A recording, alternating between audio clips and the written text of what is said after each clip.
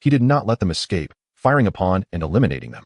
He discovered that these alien civilizations seemed to be of a low cultural level, even inferior to bizarre creatures, merely a group of monsters relying purely on physical strength. However, their reproductive capabilities appeared astonishing, with a massive population almost everywhere in Spring City province. Yet, for modern armed forces, sheer numbers were unlikely to pose a substantial threat. They could only be a nuisance. Thus, the situation in Spring City province was actually somewhat better than in the old city of Fengtian. Every civilization has its distinct characteristics. This alien civilization resembled large locusts.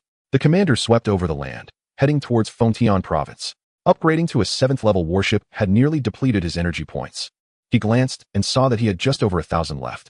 This was a drop in the bucket compared to the 60,000 energy points needed to upgrade to an 8th-level warship.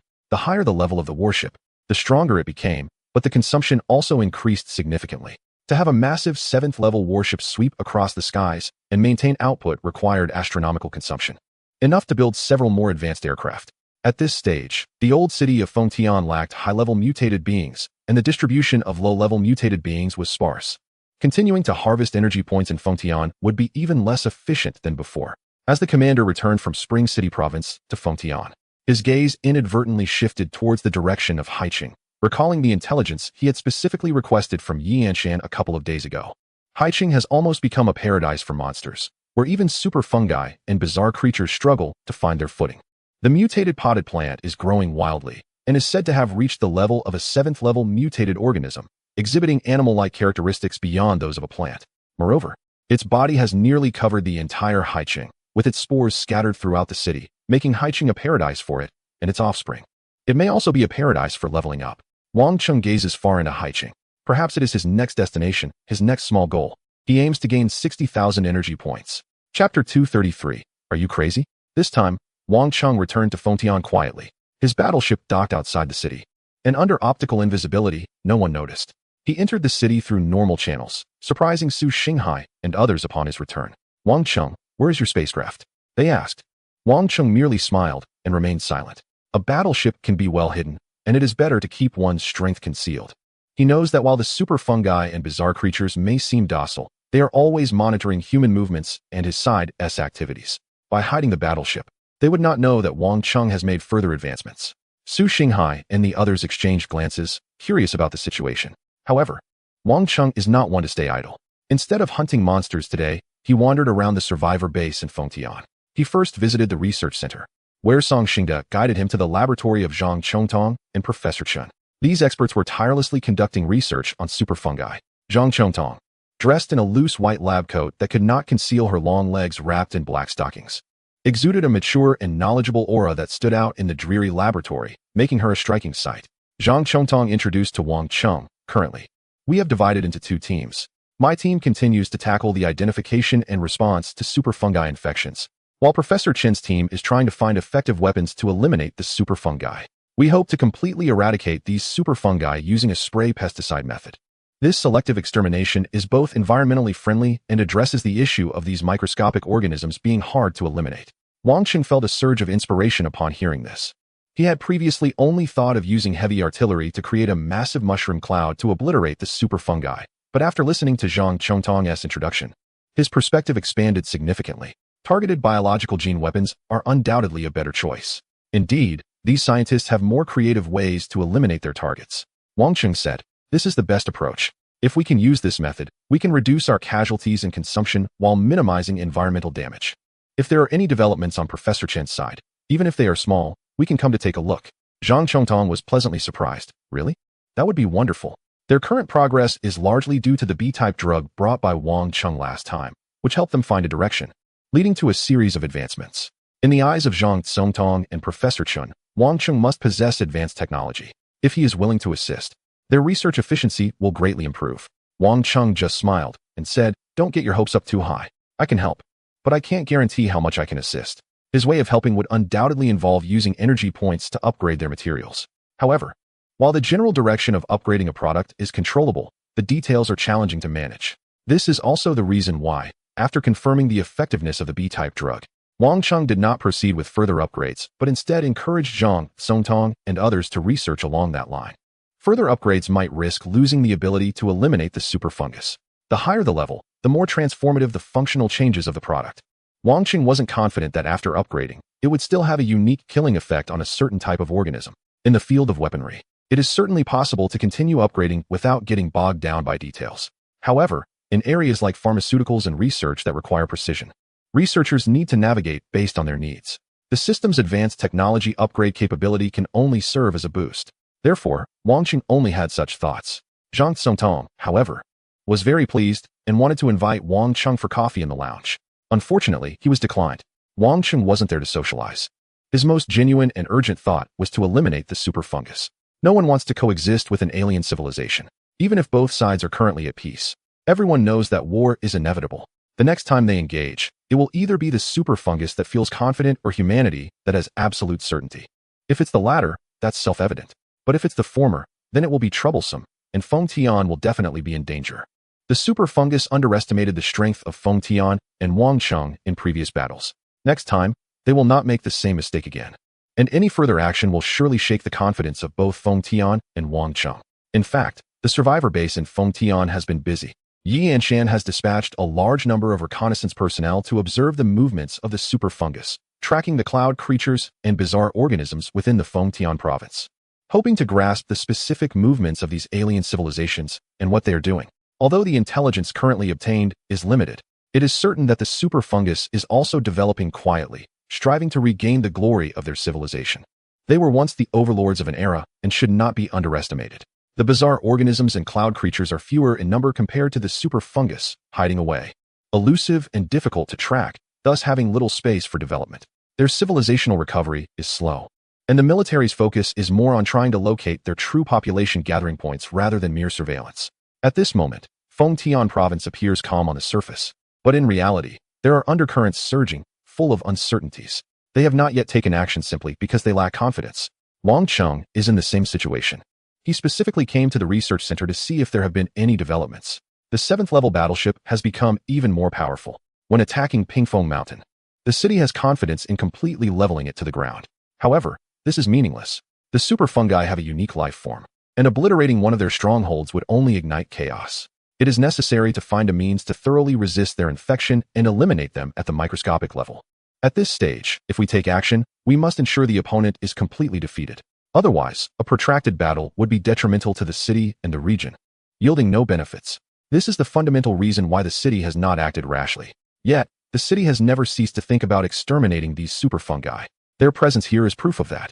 As long as the super fungi and other alien species exist in the region, they pose a significant threat to him, his family, and the survivors' base. In the wake of global disasters and the resurgence of civilizations, many ancient cultures are unimaginably powerful. As they awaken, some possess the strength to crush local forces and even sweep across entire regions, which sends shivers down the spine of the city's leaders and disrupts their peace of mind. The only solution is to grow stronger and quickly eliminate the threats in the region, allowing time and energy to confront their incursions. All these powerful civilizations may be far from the area, but the city understands that an encounter is just a matter of time.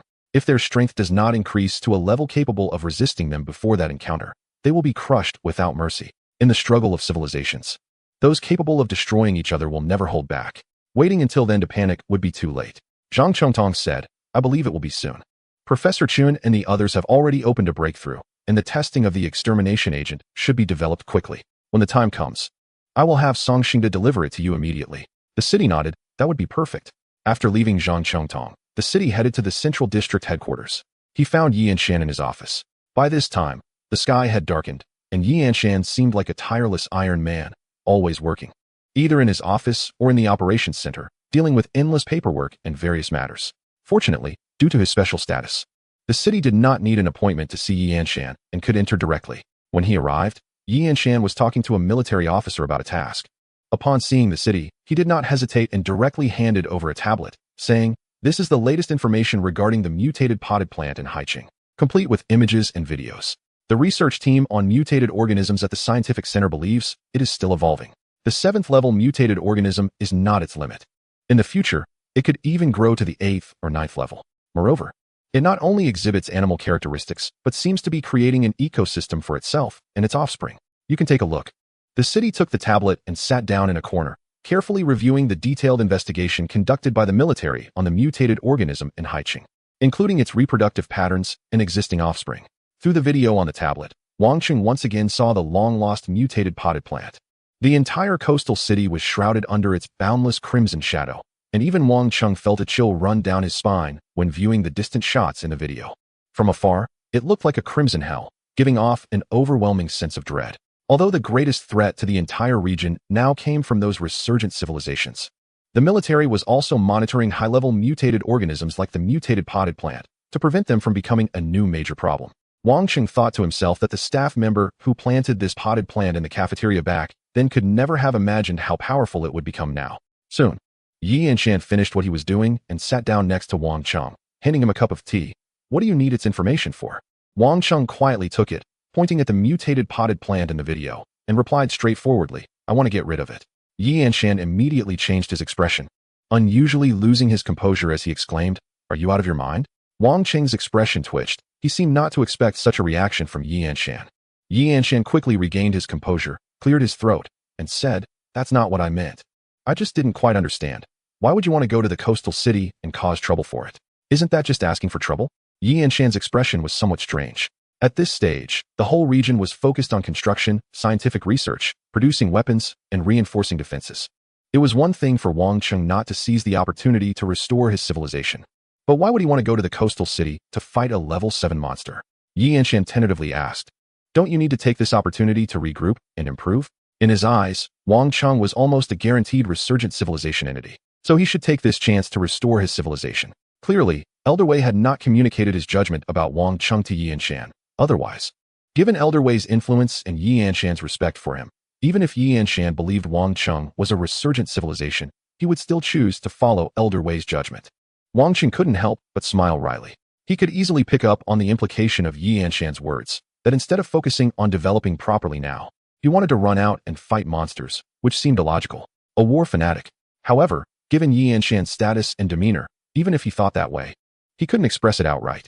What Yi Yanshan didn't know was that for Wang Cheng, going out to hunt monsters was the best way to develop. Wang Cheng had just sat down and reviewed the current information about the coastal city, and he was quite excited.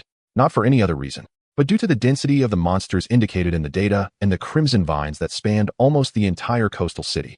Weren't these all energy points? How densely packed with energy points. It seemed that achieving 60,000 energy points would likely depend on the coastal city. Wang Cheng was filled with excitement. Originally, on the way back, he merely thought that Haicheng might be a good place for hunting mutated creatures. But now, he has come to a complete conclusion that Haicheng is more suitable than the old district of Fengtian. Although Haicheng is farther away, with the current speed of the 7th level battleship, traveling to and from Haicheng does not take more time than returning to his residence in the eastern district of the Fengtian survivor base from Yinshan. Therefore, why not go for it? The firepower of the battleship has been enhanced. Even though the mutated creature in Haicheng is already a 7th level entity, Wang Cheng is confident that the monsters there are denser, and hunting there will surely improve his energy point harvesting efficiency. Since that is the case, it is naturally necessary to make this trip. Yinshan was surprised, but seeing Wang Cheng's determination, he didn't say much, only stating, if there is any situation, we'll contact each other at any time. After all, Wang Cheng is not Yinshan's subordinate. Although Yinshan thinks Wang Cheng's behavior is that of a war fanatic, unable to stand idly without a fight, he has no way to dictate Wang Cheng's actions.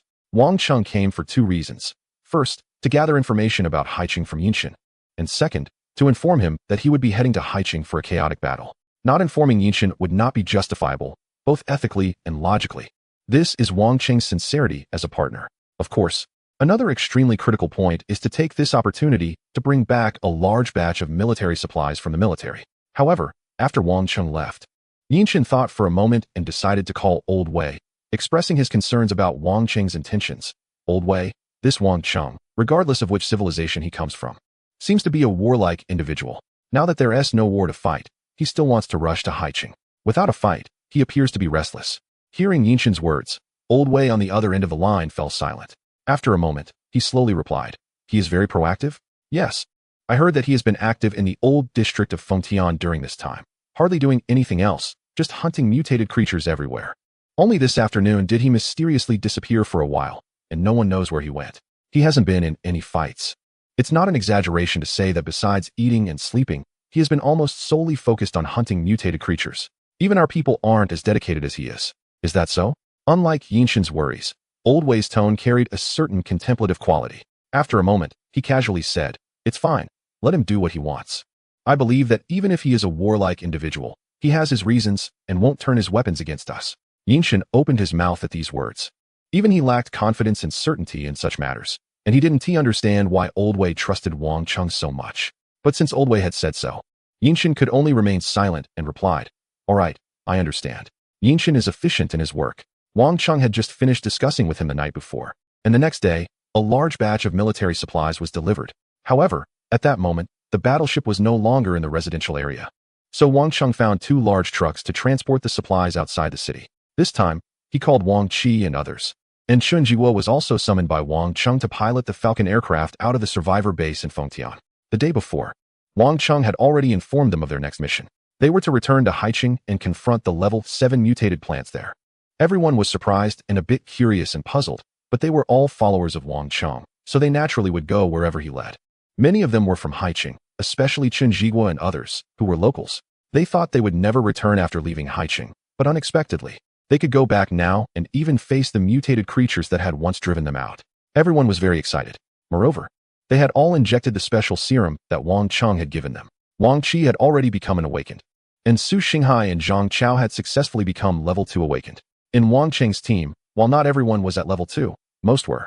Only a few people on Chun Jigua's side didn't receive the special serum, and that was also the case for Yu Jixing's group, as they didn't need to follow Wang Chung into battle, so he didn't allocate the limited super serum to them. Confidence comes from strength.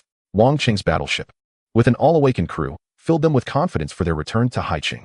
After exiting the city, the heavy trucks slowly stopped. Su Xinghai, who was driving, looked around curiously and said, "Old Air, where's your ship?" "There's nothing here." The Falcon aircraft hovered in the air, and Li Feng's Han, Zhang Chao, and others also looked confused. They had brought supplies to the outskirts of the Fengtian survivor base and stopped, but there were no warships in sight, just a barren land.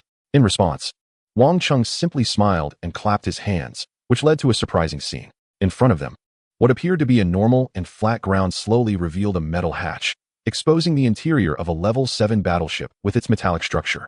The optical camouflage had not been deactivated. The exterior of the battleship was still in an invisible state, making it look like a battleship cave that appeared out of thin air, unseen from the outside, but revealing its contents inside. Su Xinghai was quite surprised and looked at Wang Chung. "Is this optical camouflage?" Behind him, Xu Bing also looked over in astonishment. Optical camouflage was a type of black technology that the Federation had not been able to realize and practice at that stage. Various optical camouflage products were either in the experimental phase or appeared in sci-fi novels and films, but they did not expect to see it applied here in person. Static optical camouflage was easy to achieve, but dynamic optical camouflage was very difficult, which made it challenging to put the technology into real use and impossible to implement in practical scenarios. Wang Chung just smiled and said nothing. Next, everyone got busy transporting a large amount of supplies onto the battleship. The level 7 battleship had robotic arms in the rear compartment, which assisted with the loading. With their help, the efficiency was very high, and all the equipment and various supplies were quickly loaded onto the battleship. Li Feng's Han and many of Chun Jigua's people were amazed by the advanced and formidable details of the warship, expressing their astonishment. Some of them even wandered around, touching things, which led to a stern reprimand from Chun Jigua. He smiled at Wang Chung and said, "My people have done all sorts of things in the past. Although I have managed them for a long time, there is still some looseness. But don't worry, Brother Wang Chung, I will definitely continue to strengthen the requirements, and we will be more professional." The Falcon aircraft had already docked, and the level 7 warship had enough space to accommodate it, complete with a helipad and fixed installations for launching. Wang Chung nodded. A group of survivors gathered together, which, of course, could not be as organized as an army. Wang Chung understood this principle and was willing to give them time. What he valued more was their attitude and loyalty. Xu Bing, Zhang Chao, and Su Xinghai's expressions were particularly interesting. Although they had not seen the exterior of the warship, it was evident from the internal situation that Wang Cheng's warship had undergone changes. The internal space was larger and more precise, like the mechanical arm that had not existed before. As Wang Chung observed the operating mechanical arm, he pondered that perhaps it was time to upgrade a towing device. Once everyone was in position, Wang Chung brought Wang Qi and Chun Jigua to the bridge, while Chun Jigua's subordinates remained in other areas. The level 7 warship finally roared to life and accelerated as it left the Fengtian survivor base, heading straight for Haicheng. At maximum speed, the journey from Fengtian to Haicheng would take no more than 2 minutes. To avoid attracting the attention of the super fungi, Wang Chung deliberately took a detour, steering clear of the Pingfeng mountain direction. He spent a little extra time, but still did not exceed 2 minutes before the familiar Haiqing appeared before him. It was a blood-red world. Before he could see clearly, a familiar system prompt echoed in Wang Cheng's ears. Dear host, high-energy life forms detected. Estimated energy points for elimination, 10,000 points. Wang Cheng was taken aback by this system prompt. The last time he defeated the level 6 mutated giant turtle in the western area of the Fengtian survivor base, it was only worth 5,000 energy points. 10,000 points. It was the most valuable mutated creature he had encountered so far. This was incredibly valuable. Chapter 235, Blood-Red World in the Level 7 Warship. The view from the bridge became increasingly expansive, and the interior was equipped with a 360-degree holographic imaging system. If Wang Cheng needed it, he could project external conditions throughout the entire bridge in real-time synchronization, making it feel as if he were standing on a cloud in the outside world. As they approached at high speed, Haiqing loomed ahead. This city, once familiar to everyone, now seemed to have transformed into a blood-red world that felt strange to all. The first glance was a shocking crimson. The vast city of High City was shrouded in a faint red mist, with enormous crimson plant trunks rising from the corners of the city, spreading out like clouds. Countless branches and roots extended throughout the urban area, resembling a gigantic arm that grasped the entire city in its palm. Even before approaching, a heavy sense of oppression seemed to rush toward them. It felt as if the whole world was trembling with its breath. Su Xinghai spoke softly, and everyone was taken aback. The idea that a living organism could grow to such an extent was beyond comprehension. No one had imagined that a monster could cover an entire city, turning it into its garden and soil. It seemed that a new ecosystem had formed here, centered around this mutated plant. Wang Cheng, despite having seen it in the footage provided by Yi Anshan, felt a chill run down his spine upon facing it directly. The feeling of encountering it in person was entirely different from seeing it on video. Most importantly, this monster was worth 10,000 energy points. That was a significant amount of energy points.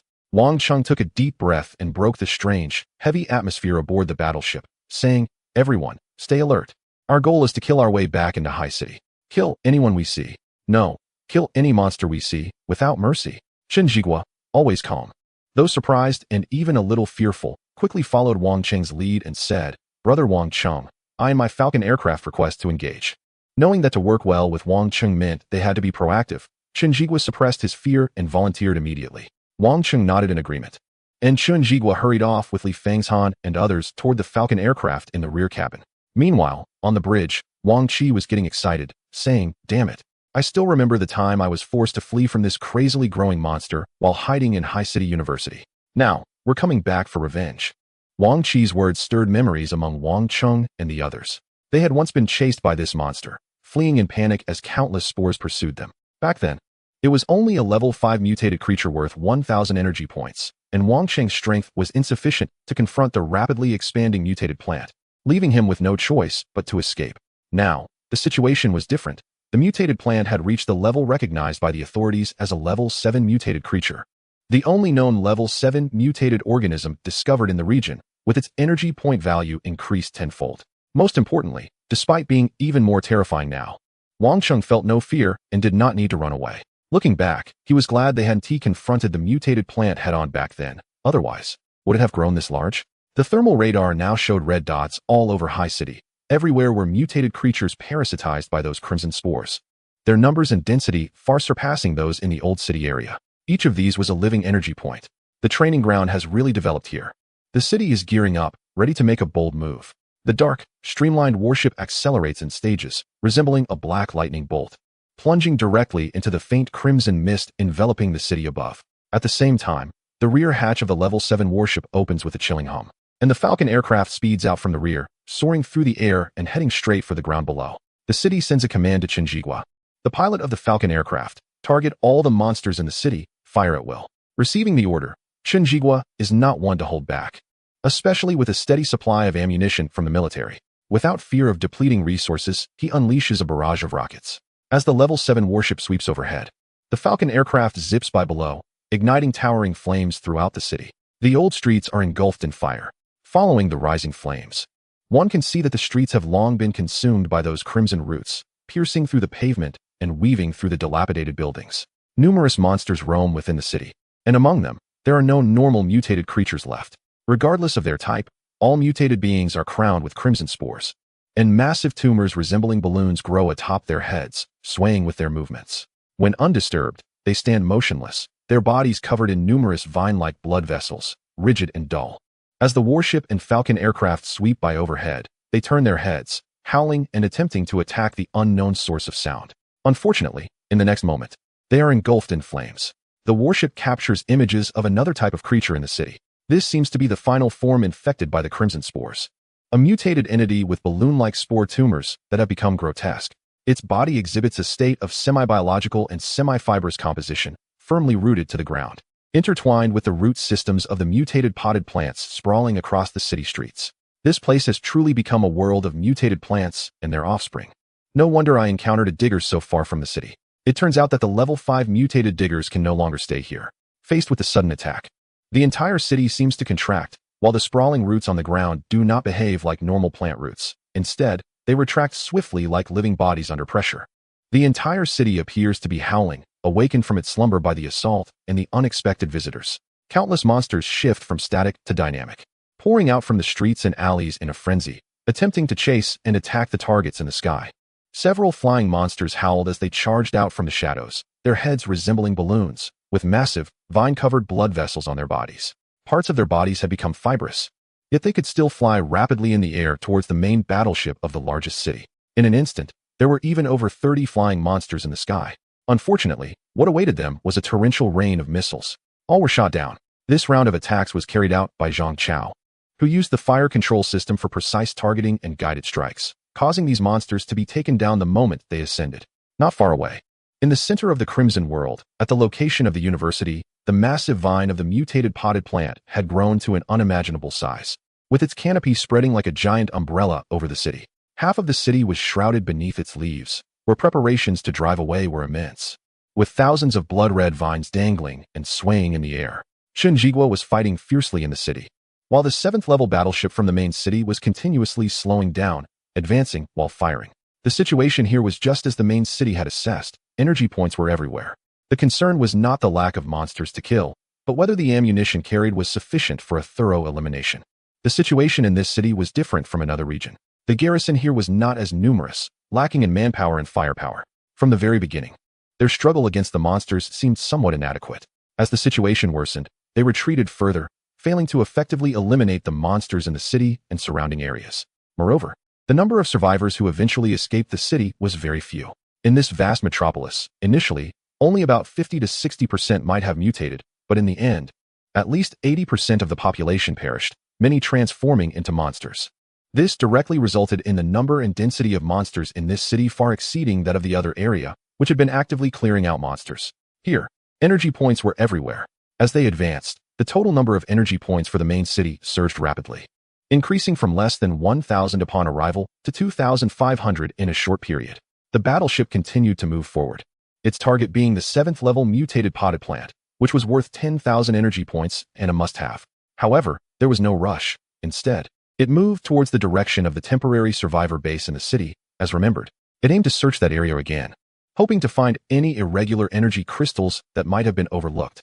Although a meteorite that had fallen from the sky disintegrated in the high temperatures while breaking through the atmosphere, much of it burned away. The main city was sure that the volume of the irregular energy crystals he had seen at that time was certainly not limited to just the few pieces in his hand.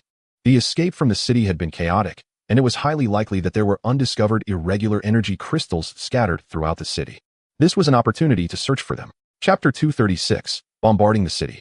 The massive battleship was moving through the blood-soaked streets. Fog enveloped both sides, and the blood-red roots slithered like snakes among the buildings. Suddenly, one of them trembled and violently shot up from the structure, striking towards the battleship like a flash of lightning. The warship, flying at ultra-low altitude between two buildings, had no space to dodge. Any attempt to evade would inevitably result in a collision with one of the structures. The impact was thunderous enough to split a long trailer in half. And if a human were to face it, even a secondary awakened individual would be reduced to nothing but a smear. Unfortunately, the warship could not evade, nor was there a need to. The strike missed the armored vehicle of the warship, and the shield system briefly flickered but was quickly neutralized. Following that, the ship's cannons turned, and the 50mm caliber cannons retaliated with a thunderous blow, shattering the thick blood-red roots in an instant. The dilapidated residential buildings behind were torn apart under the powerful lethality of the 50mm cannons, half of the structure collapsing like foam bricks. sending dust flying as the hidden roots and mutated creatures inside were completely annihilated. Meanwhile, on the bridge, Wang Cheng didn't even glance in that direction. All counterattacks were handled by Wang Qi. Wang Cheng sat in the captain's chair, using the ship's auxiliary systems to scan the surrounding environment. He employed intelligent computing to compare various images he continuously captured with the irregular energy crystals he had previously obtained, trying to locate any other crystals that might have been left behind. The intelligence system of a level 7 warship offered more auxiliary functions, allowing for penetrating scans of complex structures like buildings, revealing everything within down to the finest details. Of course, this could also be applied to human bodies. For instance, the true physique of a woman would be clearly visible. However, Wang Cheng wasn't that bored. This system, combined with intelligent computing, could swiftly identify battlefields, compare and locate targets, eliminating the need for troublesome manual searches. Wang Cheng could complete everything with manual operations aboard the warship. Unfortunately, as the warship lowered its altitude and cruised, nothing was discovered. Furthermore, Wang Cheng's system had not issued any alerts. Clearly, it wasn't a matter of missing something. There was simply nothing to find. This former exit route from the city had now become a paradise for monsters, filled with mutated potted plants and their offspring, swaying in the streets. The city's buildings were shrouded in a faint blood-red mist, and an unsettling, eerie atmosphere pervaded the air, vastly different from Wang Cheng's memories. After searching for a while without finding anything, Wang Cheng had no choice but to ascend and fly into the distance. He didn't plan to delay any longer. However, he was curious. If nothing was here, then who took those irregular energy crystals? Super fungi? Escaping troops? A certain faction? Or bizarre creatures? Wang Cheng didn't know. There were too many possible answers, and with no gains, he could only regretfully abandon the search and fully concentrate on exterminating monsters and harvesting energy points. On Chunjigua's side, he continued to circle and fire at will. With the performance of the hawk-like aircraft, as long as Chunjigua didn't act recklessly, he could almost remain invincible in such an environment. In the face of absolute modern armed forces, the threat posed by mutated organisms to humanity is not as great as imagined. However, the target of the royal city has locked onto the core of the mutated plant. Its warship gradually ascends from the ultra-low altitude, and the armor plate at the front of the warship rises, revealing a main cannon with a caliber exceeding 600 millimeters, pointing towards the massive mutated plant not far away. Over there, the mutated plant has grown to resemble the world tree from fairy tales. Yet it lacks the kindness and gentleness of those stories, symbolizing crimson and death. It covers half of the urban area of the coastal city, with its hanging vines writhing in the air like snakes. It is a plant mutation, but it has already exhibited biological activity. The royal city has reviewed the data. Those vines that look like plants can whip like the root system just mentioned, and can grasp and envelop any approaching object like a human arm. Just like how it captured that giant mutated creature in the cafeteria earlier. It has already come to life. Any creature that approaches it will be fully ensnared by its claws and drawn towards it. Its overall height has long approached 100 meters, immensely gigantic. And with the height of its vines, its effective attack height can even reach 300 meters. This means that even aerial forces approaching it could be instantly struck down and captured if they are not careful. The threat of a level 7 mutated organism is not something ordinary monsters can compare to. Therefore, the royal city does not plan to approach its canopy and has sent a message to Chunjigua, advising him to consciously stay away from the treetop. A reckless move. It is meaningless. The firepower of the royal city is sufficient now.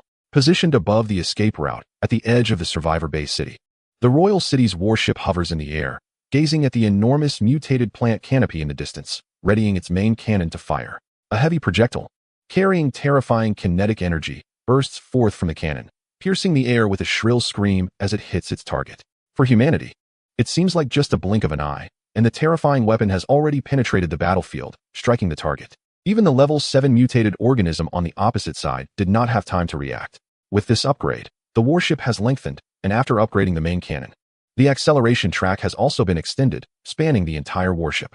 As a result, although the weight of the projectile has increased significantly due to the larger caliber, the exit speed of the shell has become even faster, with its kinetic energy rising to several levels, instantly exceeding 12 times the speed of sound. It is even faster than the maximum speed of the Royal City's level 7 warship.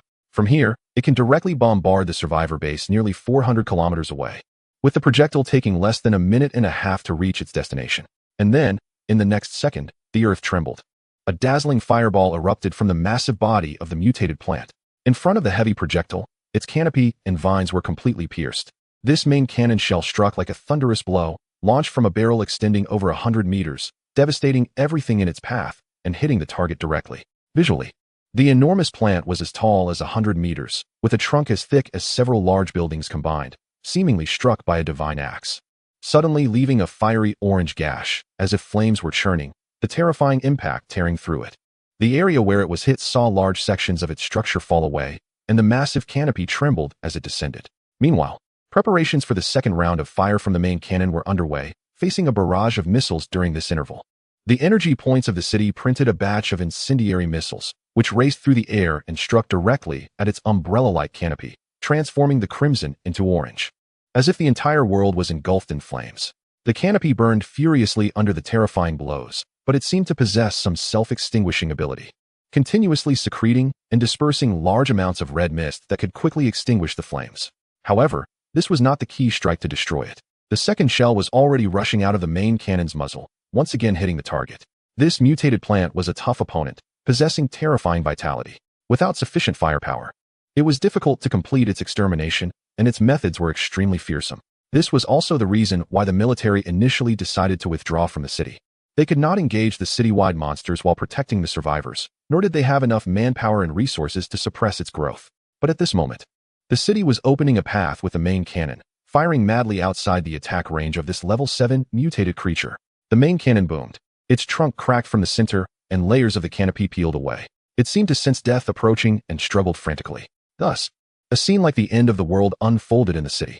Countless roots erupted from the ground, and the city, roots that had long integrated beneath the earth, were directly pulled out, causing a terrifying earthquake that made buildings collapse like dominoes, dust rising in clouds, and countless mutated creatures with balloon spores were engulfed. Human civilization was crumbling under its dying struggle. Yet, the city merely elevated slightly and continued firing. No matter how the monster struggled, death was inevitable. It could not reach the city and was subjected to the relentless bombardment of the main cannon, awaiting its demise. The earth collapsed, dust billowed, and apocalyptic scenes emerged. The aerial vehicles slowly ascended, and observers like Chun Jigwa watched in astonishment as the level 7 battleship of the city hovered coldly, firing heavily and mercilessly slaughtering the mutated plant. The level 7 mutated creature howled in despair, struggling in its last moments, but it couldn't even touch the battleship. Chapter 237. Strange signals. The altitude of the aerial vehicles was gradually increasing. Inside the aircraft, Chun Jigwa and Li Fengshan exchanged a glance, both feeling a sense of disbelief and fear at the scene before them. As residents of a coastal city, they had experienced numerous transformations in their home, feeling the immense pressure brought by the terrifying mutated flora and crimson spores during their escape. But now, the monstrous mutated creature that had taken over the city was being relentlessly attacked by the warships from a distant capital, struggling and howling. The entire city was in chaos, with buildings collapsing, smoke billowing, and structures falling apart, not due to a grand assault, but because of the creature's desperate struggle. It howled on the ground, futilely spreading its vines, attempting to launch an attack on the cold, dark warships above. It even spewed a vast cloud of crimson spores, trying to seize control of the sky and strike at the warships positioned high above. But it was all in vain. Those spores were merely energy sources offered up, potentially able to breach light armor defenses, but against the heavy armor of the warships, they were nothing more than futile attempts. One after another, they collided with the warships, or were shot down by the ship's cannons, failing to shake the vessels. It was merely a desperate struggle. The main cannon of the warship thundered to life. The massive mutated flora's trunk snapped in half, flames spreading like lava, and the colossal tree fell in that instant. Its struggle began to weaken. The warship quickly began to maneuver in the air, launching missiles and dropping heavy torpedoes from below, turning what was once a university into a sea of fire. The university had been engulfed by the creature's vast canopy, its trunk broken but seemingly still alive, with numerous vines and roots writhing as if trying to escape. Yet, it had no chance. Its size made it an easy target, and despite showing some animal-like traits, it was not a creature capable of moving freely. Its structure remained fundamentally plant-like, rendering its struggles on the ground futile. As the massive canopy fell and the creature was pierced, it found itself in a dire situation. Its ability to extinguish itself diminished. Under the inferno unleashed by the warship, it burned furiously. The once proud university lay in ruins, completely covered by an umbrella-like structure, now fully immersed in a raging sea of flames. The struggles of the level 7 mutated creature grew weaker, yet the city continued to tremble violently. Standing on the bridge, Shu Bing looked down at the land beneath. Although they were firing upon the level 7 mutated creature above the university, its dying struggles resonated throughout the city. From this point to the city's edge, the ground was already filled with the roots of this massive creature, intertwining and covering the entire area. Now, as it was about to perish, its entire body twisted in agony, causing the ground to bulge. The once asphalt roads cracked with enormous fissures stretching hundreds of meters, while the rusted, abandoned vehicles on the streets were swallowed by the gaping maw of the earth. This creature is truly terrifying, Shu Bing couldn't help but say. Before the great retreat from the coastal city, I heard the experts there mention that its root system had been expanding underground, and at a rate much faster than its trunk and canopy were growing. I never expected that just 2 months after the outbreak. What kind of virus could accelerate biological growth to such an extent? At this moment, the coastal city felt like a world collapsing. The paradise created by the level 7 mutated potted plants, thriving for over 2 months, was now being destroyed alongside its demise. Countless spores and new plants wailed amidst the ruins, but it was meaningless, as the royal city continued to fire relentlessly, pouring ammunition without restraint. It strangled the giant vines that were rising. This terrifying monster collapsed amid its own cries. Once, the coastal city university had turned into a scorched earth. The ruins gradually fell silent, leaving only the undying dust swirling in the flames. In the royal city's ears, the familiar system prompt sounded. Dear host, you have successfully killed the current high-energy organism, gaining energy points, 10,000 points. The total energy points in the royal city's hands instantly rose to a new level, jumping from a meager few thousand directly above 10,000. Coupled with the energy points gained from hunting monsters along the way, as well as the harvest from Chunjigua and others, the royal city's energy points now reached 16,000. Meanwhile, the coastal city had already trembled like it was shaken by an earthquake, with the twisted giant monsters collapsing. Within the coastal city, flames erupted, smoke billowed, and countless monsters wailed forward amidst the ruins. Monsters that had been hiding in the shadows all emerged, and there were no living survivors left in the city. Not even any normal mutated creatures. They were all monsters infected by spores shot from the mutated potted plants, either partially fibrous or sporting huge, fresh, balloon-like tumors, crawling amidst the ruins and flames. Some of them had even grown into towering trees, rising from the ground, reaching upwards. When the royal city and the others entered the coastal city, they saw tree trunks rising from the earth like pillars piercing the sky. These were not just the level 7 mutated potted plants, but many others that were continuously evolving, the fruits of its offspring. Those creatures infected by the crimson spores would undergo several stages, growing balloon-like tumors on their heads, attacking others to spread infection. That was just the first stage. Subsequently, once they accumulated enough nutrients, their bodies would begin to gradually fibrose, eventually rooting themselves in place, transforming into trees like the mutated potted plants, digging down and growing up, becoming a part of the home created by the mutated potted plants, and a part of the bizarre ecological environment of the coastal city. But now, the ecological circle of the coastal city had collapsed. Feng Tian's command center quickly received battle reports from the coastal city. Since Yi Anshan knew that the royal city was heading to the coastal city, it was impossible not to have people monitoring the situation closely. Inside Feng Tian, there were officials keeping a close eye on the movements towards the coastal city. Therefore, the news from the royal city was almost instantly relayed back to the office of Yi Anshan through a short-range communication vehicle that was relatively less affected at the moment. The officers delivering the information had strange expressions, as they did not expect the royal city to act so decisively, eliminating the level 7 mutated creature in Haiqing right after taking action. How much time had passed? Yi Anshan, with a solemn expression, looked at the report and increasingly believed that the royal city was a war fanatic, necessitating heightened caution. Moreover, in the direction of Pingfeng Mountain, the super fungi were also shaken. As they were closest to Haiqing, they sensed the tumultuous activity there almost immediately, causing even Pingfeng Mountain to tremble. The super fungi had their own unique intelligence network, but they were somewhat unable to penetrate the situation in Haiqing. Due to the ecological environment of the mutated potted plants, their growth was also restricted, allowing them only to observe urgently in the areas surrounding Pingfeng Mountain and Haiqing. However, they found nothing but devastation in Haiqing, with ripples spreading across the sky. It was optical cloaking. Above Haiqing, there were gravitational disturbances from large flying vehicles. The troublesome monster in Haiqing had been killed. Was it that madman allied with humans who revived the civilized creatures? Had it become stronger? Damn it. The battleship from the royal city had entered optical invisibility above Haiqing, unnoticed by the super fungi, yet they could see the chaos in Haiqing, which left them in shock. The level 7 monster in Haiqing, though not a civilized creature, was a troublesome presence for any party in the province. It had occupied Haiqing for some time, without anyone daring to take action against it, as it was a thankless task. However, unexpectedly, within a short period, the dominant status of this level 7 mutated creature was terminated in Haiqing. Haiqing lay in ruins. with flames burning and countless monsters howling mournfully. The ecological environment that once enveloped the entire city had begun to collapse like an avalanche. In the future, this place would likely become like other regions. The super fungi quickly speculated that all of this was likely the doing of the royal city. The last time the royal city defeated the cloud life and bombarded Pingfeng Mountain had left a deep impression on them, greatly shaking them and increasing their vigilance towards the royal city, seeing it as a formidable opponent to be crossed. Now, the royal city, with absolute advantage, penetrated deep into Haiqing, forcefully exterminating the monster that had occupied the city. The display of military force was chilling. Although the royal city had only one spaceship and lacked cooperative combat capabilities, the power of this lone ship was already enough to instill fear. On Pingfeng Mountain, the super fungi quietly retracted their claws and became increasingly cautious.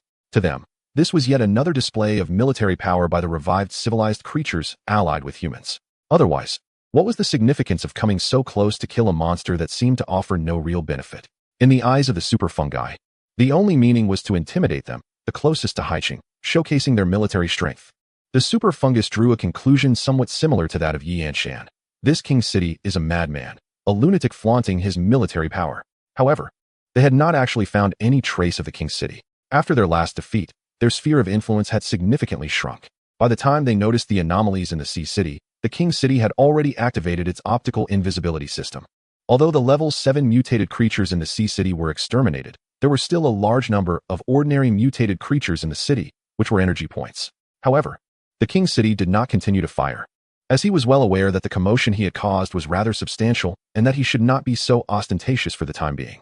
Moreover, he still harbored doubts about the sea city. The escape team from Fengtian had definitely encountered trouble near the sea city, and Chun Jigua and his companions had also faced strange situations in the vicinity.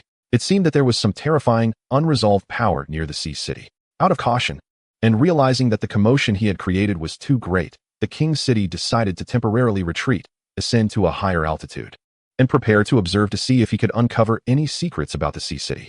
Furthermore, the military ammunition he brought was almost exhausted.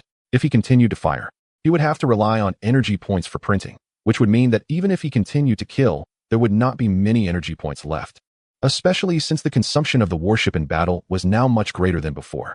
Thus, the king city decided to take a step back and return tomorrow. With the level 7 mutated creatures dead, the threat from the sea city had further diminished. It could now fully serve as a training ground for the king city. Observing that there were no abnormalities, the king city prepared to leave. However, at that moment, his warship unexpectedly received a weak and strange distress signal from nearby. This place had become a paradise for monsters, and there were likely no survivors left in the surrounding areas of the sea city.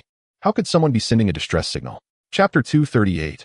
Isolated Island. It was a simple distress signal. It did not specify its origin and contained no effective information, just a plea for help.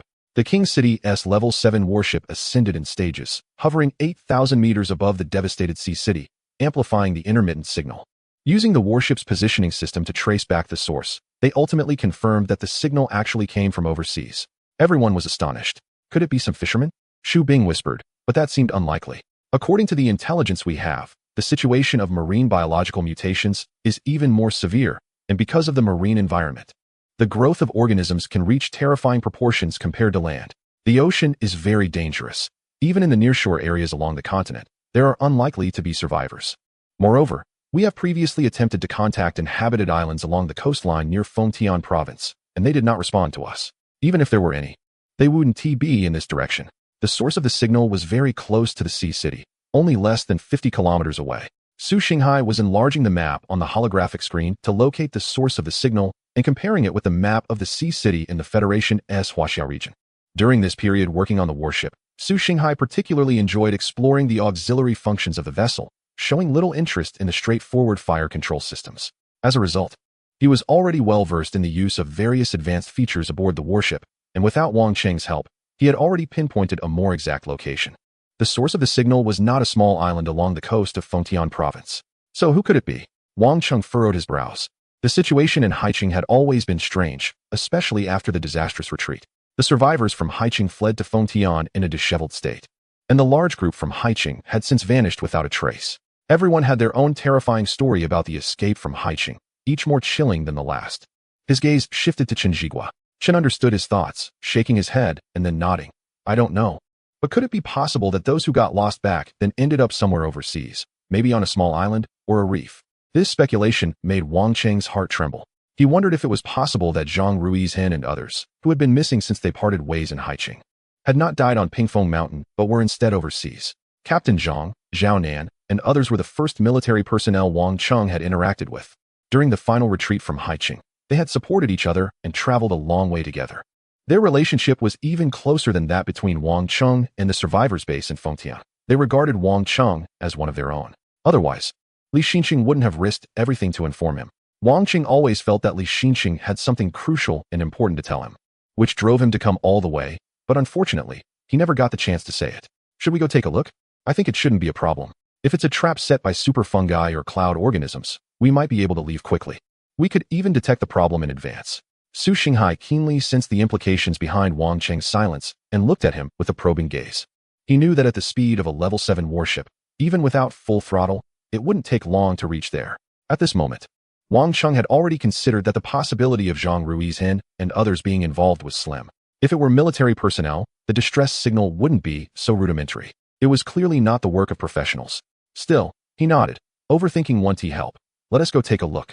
His warship slowly set sail, cloaked in optical stealth, heading towards the vast sea beyond Haiqing. Before the apocalypse, the 4 of them from the dormitory had also taken a boat out to sea, but now, setting out felt entirely different. Wang Cheng shared the same concerns as Su Xinghai. Just a moment ago, there was no signal, but now that the battle in Haiqing has ended, it suddenly appeared. It could be that the commotion caused by Wang Cheng attracted the attention of humans hiding overseas, who saw hope and sought rescue. Alternatively, it might be some kind of trap, perhaps a trap set by cloud-dwelling creatures or super fungi, or even something more terrifying. Therefore, Wang Cheng remained cautious, keeping the ship cloaked and ensuring absolute silence, blending with the surrounding sky. Even the most advanced detection technology could not detect Wang Cheng's battleship. Gradually, Wang Cheng moved closer, approaching the direction from which the rescue signal originated. To his surprise, it led to a small island. The island was tiny, possibly even smaller than the campus of Haiqing University, yet it was covered with deep purple trees that Wang Cheng and the others had never seen before. They were slender but dense, covering nearly half of the island. Su Xinghai frowned, noting, this island is not recorded on the map. Xu Bing also looked up, suggesting, we can contact the relevant authorities to confirm whether this is a secret military base. Wang Cheng nodded and instructed Xu Bing to verify the situation. However, his brow soon furrowed even more tightly. He recognized the people on the island. They seemed to be unresponsive. In the bizarre purple forest, a group of survivors was running in a panic, pursued by a horde of mutated beings. Chunlan quietly asked Yi Qijing beside her, her charming face showing a hint of tension as she kept glancing back. The mutated creatures chasing them were once their companions, who had mutated on this island and were now wildly pursuing them. Leading the pack was a particularly large mutated creature, its head splitting into 6 petal-like sections, indicating it was a level 3 mutation. Chunlan's fireball struck it, but only left shallow scorch marks. Cold sweat dripped from her forehead as the surrounding people grew increasingly tense. Damn it, we all came up together, and we were fine just a few days ago. When were they infected? Some trembled with anxiety, desperately running forward, while others fired their weapons in disarray. However, due to their fear and lack of accuracy, they failed to hit any mutated creatures, quickly running out of bullets and despairingly discarding their guns. In Yi Qijing's hands was an old radio, which he clutched tightly while running. He was equally nervous, adjusting the heavy device in an attempt to contact the outside world. If not for Chunlan using her enhanced abilities to keep pulling him forward, he would have fallen long ago while carrying such a burden. Through gritted teeth, Yi Qijing declared, there must be someone out there, military personnel returning after the commotion in Haiqing. As long as our distress signal reaches them, we will be saved. We will definitely be saved. Chunlan said, then let's keep running. There are too many of them, and there's something wrong with this island. They all mutated after we landed here in the past few days. They were desperately running forward. But behind them, those mutated creatures were relentlessly pursuing, howling as they charged ahead. In the eerie, deep purple woods, a frantic chase ensued. Occasionally, an unfortunate survivor would stumble over a branch, rolling forward, only to be caught by the pursuing mutants, who would then tear into them, creating a horrific and bloody scene. The distance between both sides gradually closed. Anyone who fell would have no chance of getting back up or receiving help from others. They would be finished. On the escape route, anyone who fell behind was doomed to die. The number of mutated creatures was increasing, and Chunlan and Yi Qijing were gradually becoming strained and anxious. This island was not very large, with almost nowhere to hide. If this continued, they would eventually exhaust their strength and be caught by the mutants. It was only a matter of time. Hurry up. Chunlan gritted her teeth and hurled another fireball, which exploded violently, pushing back the fastest level 3 mutant once more. She was the only awakened one in the group, and only her abilities could fend off the level 3 creatures. The threat posed by these level 3 mutants to ordinary people was deadly and insurmountable. Moreover, without Qianlan, the level 3 mutant would have caught up with them long ago. But she lowered her head and glanced at the matchbox in her hand. There were only 2 matches left. She could clearly feel that her abilities were running on empty. The footsteps of death seemed to be approaching. Chapter 239. Who is it? The matchbox in her hand slightly twisted, and a trace of pale despair appeared on Qianlan's beautiful face. She was drenched in sweat from running, her clothes clinging tightly to her skin, outlining her curvaceous figure. As one of the youngest counselors at Haicheng University, Qianlan was undeniably among the best in both figure and looks, possessing a mature aura that ordinary beautiful college students lacked. Even in such an environment, she exuded a breathtaking beauty that made the surrounding survivors occasionally glance back at her, swallowing hard. Such a beauty, if they could have a moment with her, they would have no regrets even if they died. Unfortunately, they had no place to hide, let alone any opportunity to engage with her. Moreover, they all knew that Qianlan was an awakened one, and they could never be her match. Such sordid and frenzied thoughts were merely fleeting in their minds. They turned back to continue their desperate run.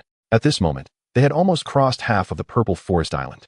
It had been about 3 to 4 minutes since the loud noises and vibrations from the direction of the coastal city had reached them, yet the surroundings remained eerily quiet, as if nothing had happened. Their distress signals seemed to have vanished into thin air, just like usual. Just then, a college student survivor shouted excitedly, "Instructor, over here. Over here." He pointed to a corner where he spotted what appeared to be a natural cave. It was on one side of the island, within sight. The island seemed to be a rocky one, with only a thin layer of soil covering it, and the purple trees growing on it had shallow roots. It was not unusual to find a cave beneath the rocks, but it created an opportunity for them. Qianlan immediately ran towards it, with the others following closely behind. However, one of the survivors nervously said, "Are we really going to hide in there? We don't know how big it is, or if there might be something else inside. If we go in, we might not be able to come back out."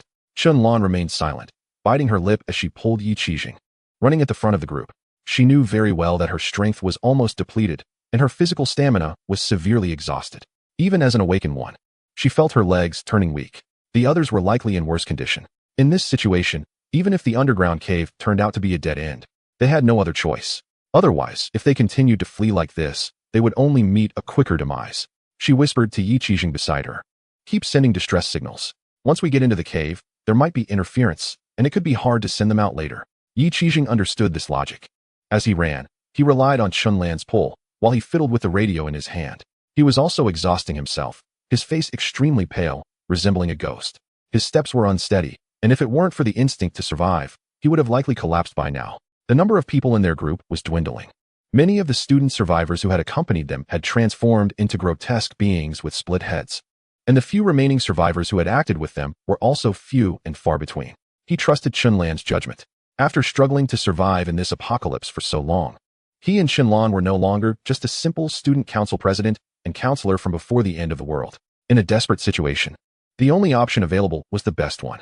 Ahead, Qianlan quickly ran forward and was the first to dive into the cave, the light from a match illuminating the surroundings. There was no danger here. However, the space was small, barely accommodating all of them. It seemed to be a naturally formed water-eroded cave, with many holes in the surrounding walls, but the surface of the rock was smooth, and there were no plants or moss in sight. The ground beneath them was damp, and there was only one entrance, the one Qianlan had come through. Qianlan took a quick look around and nervously shouted for everyone above to come down. Yi Qijing completed the final round of distress signals and immediately jumped down. Seeing this, the others had no choice but to follow suit, scrambling to dive in. However, there were also some survivors who were reluctant to enter, believing that going into the cave was a death sentence. As they watched everyone jump in, they kept retreating, screaming, "This is a dead end. You're all going to die. I'm not going down there." The survivor then stumbled away in panic. But just a few meters later, he heard a piercing shriek behind him. Terrified, he turned around and saw a blood-red figure lunging at him. It was a level 3 mutated creature. This creature had mutated from a human, but had long surpassed human proportions. It charged at high speed from behind, leaping forward and kicking the unfortunate survivor to the ground, its ribs piercing through flesh. Ignoring the survivor's frantic screams, its petal-like head structure opened up, revealing a mass of sharp fangs that glistened coldly and terrifyingly in the purple woods. It then took a single bite, engulfing the entire survivor's head in its mouth. Blood splattered, and the sounds of struggle abruptly ceased. The survivor's body was left twitching unconsciously. This level 3 mutated creature's speed and strength far exceeded those of ordinary mutants. The only reason it hadn't caught up earlier was that another survivor had been using their awakened abilities to slow its advance. Now that Chunlan had rushed into the cave beneath the ground, nothing could stop the creature. The survivors who hesitated to enter the cave became its targets. They realized in horror that no matter how fast they ran, they couldn't outrun the level 3 mutant behind them. At that moment, they understood that entering the cave was indeed the right choice, but it was too late. Death and blood covered the ground as the monsters surged toward the cave. Suddenly, a loud crash echoed from the cave's entrance. It was Chunlan using their abilities to blast apart the rocks above the cave, temporarily sealing the entrance. Darkness fell. Some people took out flashlights, illuminating the pale and terrified faces in the dark cave. Many had exhausted their physical strength and were barely holding on. Now that they had a moment of safety, they collapsed to the ground, including Yi Qijing, who lay gasping for breath. But soon, everyone's hearts sank again. Just as they began to relax, they heard a muffled and loud sound from the cave entrance, sealed by fallen rocks. As if the monsters were relentlessly battering against the rocks. The entire cave trembled. Their numbers had far surpassed those of the living. They refused to leave, lingering outside. And it was only a matter of time before they broke through the cave entrance. The survivors exchanged glances, and in each other's eyes, they saw the deepest fear. This is a dead end.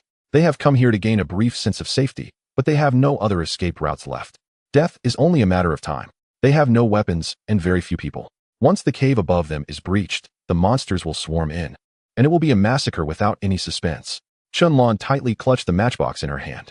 Inside the matchbox, there was only one last match left. A sense of despair rose in her heart. Memories of her past life flashed before her eyes.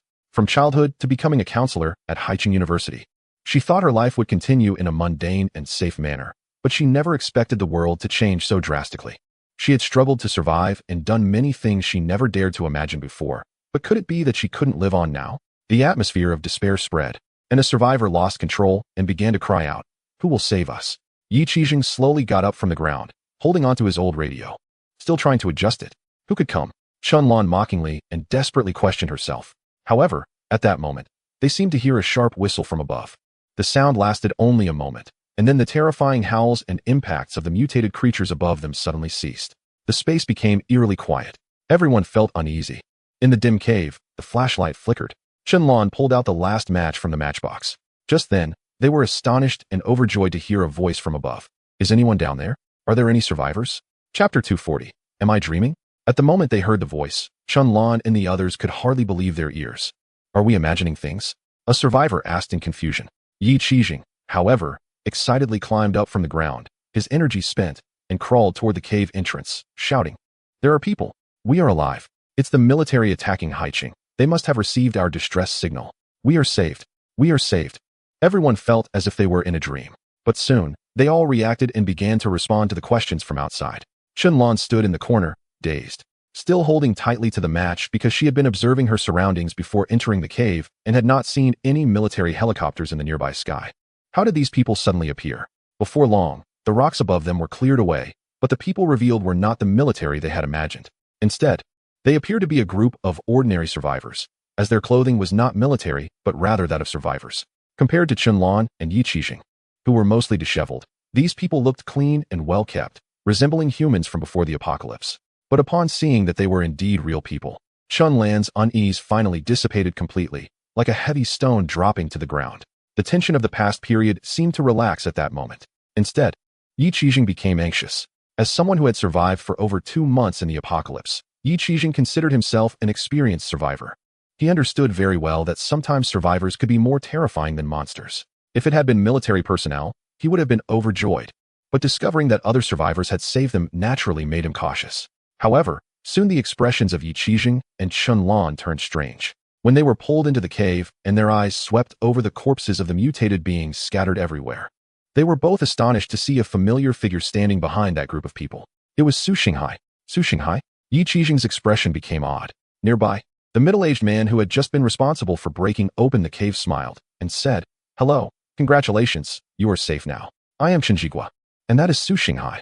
The brothers from Wangcheng said they knew you, and it seems to be true." At that moment, Chunlan, Yi Qijing, and the few remaining students from Haicheng University stood amidst the corpses of the mutated beings, looking at Su Xinghai not far away, their expressions becoming quite fascinating. Before the apocalypse, their lives and those of Su Xinghai and Wang Cheng were like parallel worlds. Chen Lan and Yi Qijing were well-known counselor and student council leaders at Haicheng University, while Wang Cheng knew them, but they could not possibly know Wang Cheng. It was their experiences after the apocalypse that brought them together. After their last parting, Chen Lan and Yi Qijing had separated from Wang Cheng and others. No one expected they would meet under such circumstances and at such a time. Moreover, judging by the current situation, Su Xinghai and Wang Cheng seemed to be doing much better than them. At the very least, the mutated beings that had chased them into a desperate escape had turned into piles of corpses in no time. Especially that ferocious third-level mutated being, which by now lay dead on the ground, its wounds horrifically severe, utterly lifeless. This unexpected reunion left everyone's expressions somewhat complicated. Su Xinghai merely nodded slowly. He turned his head to glance toward Haicheng and Pingfeng Mountain, saying, "This is not a place to talk. Come with us first." When Wang Cheng and his group had come from Haicheng, they witnessed Qianlan and others being chased by those mutated beings into a dead end, hiding in the cave. Wang Cheng immediately recognized Qianlan. There was no way to ignore her. The tall, beautiful woman was incredibly eye-catching, especially as she ran on the island. Her clothes clinging tightly to her body, outlining her perfect figure, with her long hair flying in the wind. It was impossible not to pay attention. Seeing an old acquaintance, Wang Cheng had no time for caution or observation. He rushed over immediately, opening fire under the optical shadow system. While Qianlan and others hid in the cave for a little while, Wang Cheng had already dealt with all the mutated beings above their heads. These mutated beings are nothing to the current leader, easily eliminated under the overwhelming force of the advanced warships. The energy points they could provide are merely a drop in the bucket. Moreover, advanced human mutations struggle to produce special serums. Even the third-level mutations do not yield any special serum. Unfortunately, the leader arrived a bit late. Otherwise, more people could have been saved. Of course, he wouldn't blame himself for this. Although he wished to help, he wasn't overly sentimental. Saving these two individuals was enough to achieve his goal, and he felt no regrets, just a fleeting thought that he quickly brushed aside. Next, he instructed Su Xinghai to lead the team, while Chen Jigua and his men disembarked the ship to assist Su Xinghai in cleaning up the battlefield and bringing Chen Lan and others aboard. Meanwhile, the leader was also observing the surrounding waters from the warship. Just moments ago, Xu Bing had contacted the survivor base and confirmed that there had never been any islands in this location. This strange rocky island seemed to have emerged only after the apocalypse.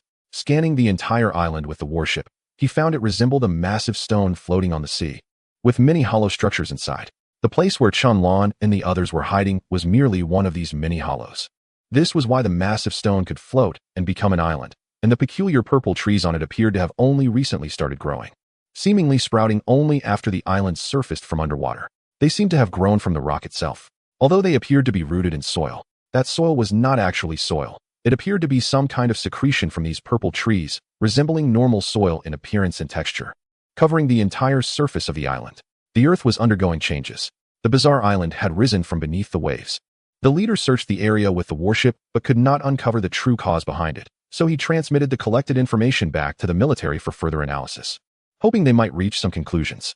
Undoubtedly, this world that once belonged to humanity was gradually becoming unfamiliar. The leader was even more curious about how Chun Lan and the others had ended up here. He remembered the last time he saw them in the coastal city. They were heading to the temporary survivor base there. After arriving at the base, he had no time to look for them, and shortly after, the great escape from the coastal city occurred. He had thought they were dead. Yet, unexpectedly, he found them on an island outside the coastal city. Now, a long time had passed since the great escape. Where had they been during this time? What had they experienced? At that moment, they had already boarded the warship under the guidance of Su Xinghai and Chen Jigua. Chen Lan and Yi Qi felt as if everything happening before them was like a dream, because, in their view, the world before them was clearly empty. Yet the hatch of the warship opened right in front of them, and they stepped into the vast interior of the aircraft. Yi Qijing gasped softly. This is an optical invisibility system. Indeed, this must be from the military.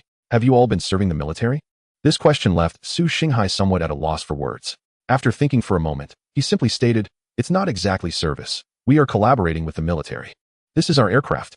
Yi Qijing and Chun Lan's expressions grew even more shocked.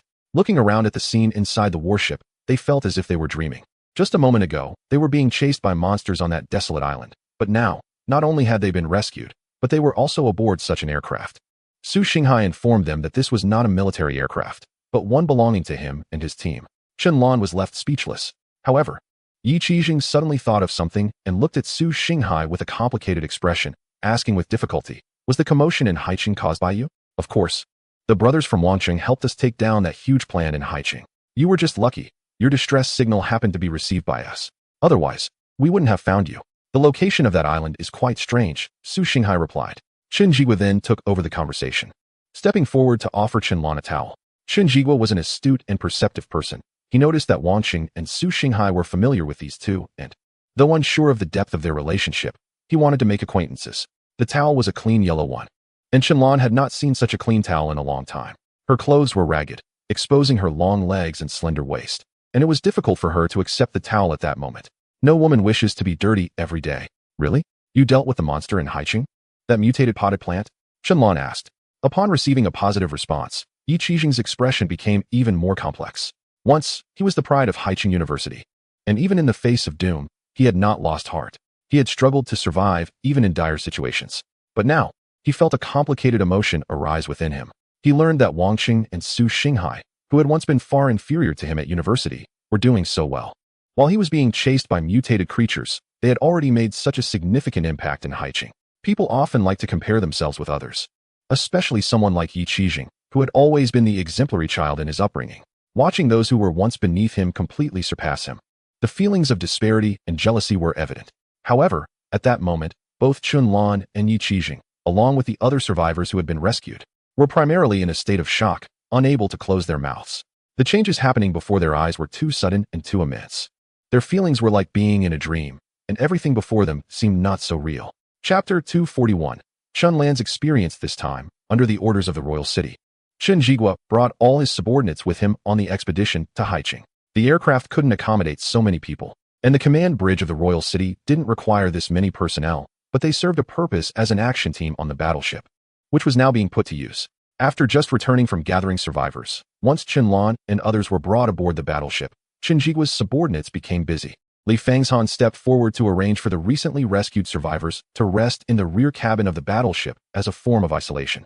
Given the bizarre circumstances of the apocalypse, the royal city had no intention of allowing these survivors to wander throughout the battleship. The best plan was undoubtedly to manage them centrally until they returned to the survivor base in Fengtian, where they would be handed over to military personnel for further processing. The royal city had no intention of getting involved in what came next. However, Qianlan and Yi Qixing were exceptions.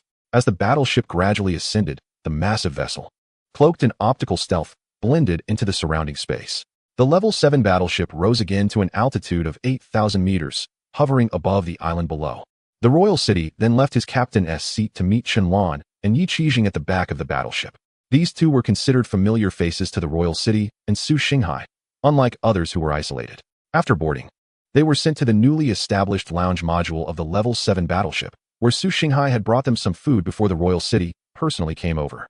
He wasn't there to catch up, but wanted to inquire about what they had encountered. Upon seeing the royal city, Qianlan and Yi Qixing's expressions changed. Yi Qixing said, "Long time no see. I didn't expect you to be this powerful now." He had heard that this enormous aircraft, which even possessed optical stealth technology, was personally owned by the royal city, not the military, and that Chen Jigua's people were all subordinates of the royal city. Therefore, his greeting, while sounding like a catch-up, carried a hint of jealousy and envy that even Yi Qixing himself might not have realized. This apocalyptic life was something Yi Qixing had once fantasized about, emerging from the chaos of the apocalypse through his own abilities and achievements, surpassing what he had accomplished before the apocalypse. But now, he was just an unkempt, ordinary survivor. Meanwhile, the royal city and Su Xinghai had become the embodiment of his dreams. Previously, when they were at the Pingsong market outside Haiqing University City, the gap between them hadn't been so significant, and Yi Qixing hadn't had many thoughts about it. Now, however, the disparity had widened to a terrifying extent, and Yi Qixing's thoughts became more complicated, as if the recent harrowing experiences had been cast aside, leaving only these feelings in his mind. Qianlan seemed to have fewer thoughts on her mind. She was wiping her long, swan-like figure with a towel, holding a bowl of pudding that Su Xinghai had brought her. She appeared more like a young girl than her usual tough demeanor as a female counselor. Upon seeing Wangqing, she exclaimed, "It's unbelievable. If I hadn't seen you and Su Xinghai, I would hardly believe it." "Thank you, Wangqing." She extended her hand to shake Wangqing's, sincerely expressing her gratitude. Only those who have experienced death and the apocalypse can truly understand how difficult it is to receive help from others. In times of apocalypse, even if one has the ability to help and rescue others, many choose not to intervene. They managed to survive under dire circumstances largely because Wangqing was willing to lend a hand. This fact is unrelated to how many people Wang Cheng and Su Xinghai currently have with them or their capabilities. Chunlan understood the significance of this, making her gratitude at this moment exceptionally sincere. Wang Cheng smiled and said, "It's what I should do. It has indeed been a long time. I thought you all had not made it to the survivor base in Fengtian, but now, just being alive is good." It had been quite a while since they last met, and the warmth between them was not as strong as before. Of course, even when they were at the Ping Song supermarket, they were not that familiar, merely supporting each other. Otherwise, they wouldn't have been able to split up later on. At that time, Wang Cheng thought there were too many people with Chunlan, which would delay their actions. He didn't want to play the role of a caretaker for so many people, nor did he have that obligation. Now, however, there were complex emotions involved. Chunlan's expression dimmed at his words. Many people sighed. When we left Haicheng University, I assured everyone that I would do my best to protect everyone's safety. But later I realized that ensuring my own safety was already quite difficult. I was naive and overly optimistic. Everyone is like that in this era. You don't need to blame yourself, Wang Cheng said softly. Chunlan nodded in agreement. At that moment, Yi Qijing spoke up. Wang Cheng, since you haven't isolated us and came to see us alone, you must have something to discuss with us, right? Yi Qijing directed the conversation to the main topic, and Wang Cheng had no intention of beating around the bush. He nodded and said, "That's right. I do have something I want to ask you. I want to understand your experiences. What exactly is the situation on this island we're on?" Chunlan and Yi Qijing exchanged glances. "Let me speak," Chunlan said. "As for this island, we actually don't know what's going on. We just ended up here, but our experiences have indeed been quite strange." Upon hearing this, Wang Cheng raised his eyebrows slightly, but did not interrupt Chunlan. Instead, he allowed her to continue. Chunlan furrowed her beautiful brows, her gaze becoming somewhat distant, as if she had delved deep into her long-lost memories. If we were to pinpoint where things started to go wrong, it would be on the day of the mass exodus from the temporary survivor base in Haicheng. I don't know if you were there at that time, but we were swept along in a large crowd, fleeing as the mutated potted plants at Haicheng University underwent their second evolution, with scarlet spores blanketing the city. Chaos reigned as we were carried forward in a torrent. No one knew what was happening elsewhere. We felt like ants caught in a tidal wave, surging through the mass of people. We heard shouts that the rear of the group had been cut off, and others saying that ahead they encountered another level 5 mutated creature. At that moment, the group was indeed cut off. Were you at the front of the fleeing team? Had you been following the main force of the command? When Chunlan reached this point, Wang Cheng couldn't help but interrupt her in surprise. But Chunlan shook her head, responding with a bitter smile. "What front? What main force? To be honest, we were all clueless. We were just ordinary survivors. Although I am an awakened one, my strength isn't much." In that crowd, people were packed tightly together, everyone was shouting, and the air was filled with screams and gunfire. Those hours were chaotic. Later, it seemed like military fighter jets arrived, but then they disappeared again. I saw many people pointing their guns at the sky. Eventually, I don't know how it happened, but while running, suddenly, the people around us just vanished. It was as if they had disappeared all at once. Chunlan's voice continued, but Wang Cheng's frown deepened, for he was certain that Chunlan and her group must have been at the very front of the fleeing team. After the mass exodus from Haicheng, the people Wang Cheng encountered later, including Chen Jigua and others, were all survivors who had scattered after the group was cut off. Chunlan and her group were the only ones he met who had been with the front of the fleeing team, which had seemingly evaporated. Perhaps Chunlan's experience could fill in some crucial gaps. Wang Cheng felt a ripple of excitement in his heart, but he did not interrupt Chunlan. Instead, he listened intently as she continued to speak, as she was now discussing the missing people. At first, we didn't think much of it, but later we realized something was very strange. With so many people around, how could they just disappear one after another? The sounds of gunfire and screams faded, and the number of people around us dwindled. The sky grew darker as we desperately ran forward. When we finally came to our senses, the massive group that had been carrying us along, including the front of the line, was gone. All that remained were those who had been with us all along, our fellow students and some other survivors. Chapter 242, Running Towards the Direction of the Celestial Fire. In Chunlan's description, the next segment of their experience felt dreamlike. They advanced through a desolate wilderness, encountering a group of shadowy figures that seemed ghostly. These entities could transform people into monstrous, massive flesh forms. Faced with them, the survivors could only run for their lives, desperately fleeing. That night felt exceptionally long. Moreover, for some unknown reason, all the timing devices in their hands had malfunctioned, whether electronic or mechanical watches. None could accurately indicate the time. Chunlan firmly stated, "That's precisely the strange part. The duration of that night was definitely not just 12 hours. It could have lasted 24 hours or even 72 hours. Although our watches were useless, we could still gauge the passage of time through our hunger. We encountered many insane survivors in that dark world, driven mad by hunger, attacking us frantically. Among them, some had even resorted to cannibalism, with a pot boiling. At this point, Qianlan paused for a moment before continuing. Later, we came across a military unit engaged in combat with some kind of monster, firing desperately. The leader of that unit, a Captain Zhang, provided us with a crucial piece of information, instructing us to run towards the direction of the fire in the sky. Wherever that fire appeared, we would run, and that was our chance of survival. At that time, we had no idea what was happening. We were just fleeing in panic, as Captain Zhang's unit seemed to be struggling against the invisible monster, retreating steadily. They couldn't protect us. They only urged us to run, and we ran for our lives. Then we actually saw the fire in the sky, descending from above, leading us far away. We desperately chased after it, and suddenly the world around us lit up, revealing that we had reached an island outside the city. As Qianlan spoke, her body trembled slightly, as if recalling some terrifying experience. Hearing her words, Wang Cheng and Su Xinghai exchanged glances, both recognizing the thoughts reflected in each other's eyes. Qianlan's experiences bore a striking resemblance to those of Chen Zhigua. It seemed they had both reached a certain place while fleeing from the city, a dark and terrifying realm filled with peril. However, while Chen Zhigua and his group had realized something was wrong and had been going in circles, with people continuously disappearing without encountering any other monsters, Qianlan and her group had been in extreme danger, running and fleeing everywhere. Yet, it appeared they had arrived at the same place. Was that place still the city? Was it still on this planet? Was it still in this world? Furthermore, it was bizarre. Qianlan's group had set out with the main force of the city towards the inland direction, yet somehow ended up at sea. They had no boats. Wang Cheng had confirmed this long ago. There were no signs of boats around the island. How had they reached this place without any means of transport? Wang Cheng was puzzled and asked in a low voice, "Do you know the full name of that Captain Zhang you encountered?" Qianlan paused for a moment, then shook her head in confusion. Yi Qijing also shook his head. In such a desperate and urgent situation, they hardly had time to ask the full names of the soldiers and military personnel they met. They were too busy fleeing. Wang Cheng, however, felt a sense of regret and disappointment. For some reason, he had an unsettling premonition. Qianlan wondered if the commander Zhang she encountered was Zhang Ruizhen. In response, Wang Cheng asked again, "Are you sure everything you said is correct?" Qianlan nodded and said, "I have nothing to hide. We all have experiences similar to mine. You can ask them too. There is no need for me to deceive you.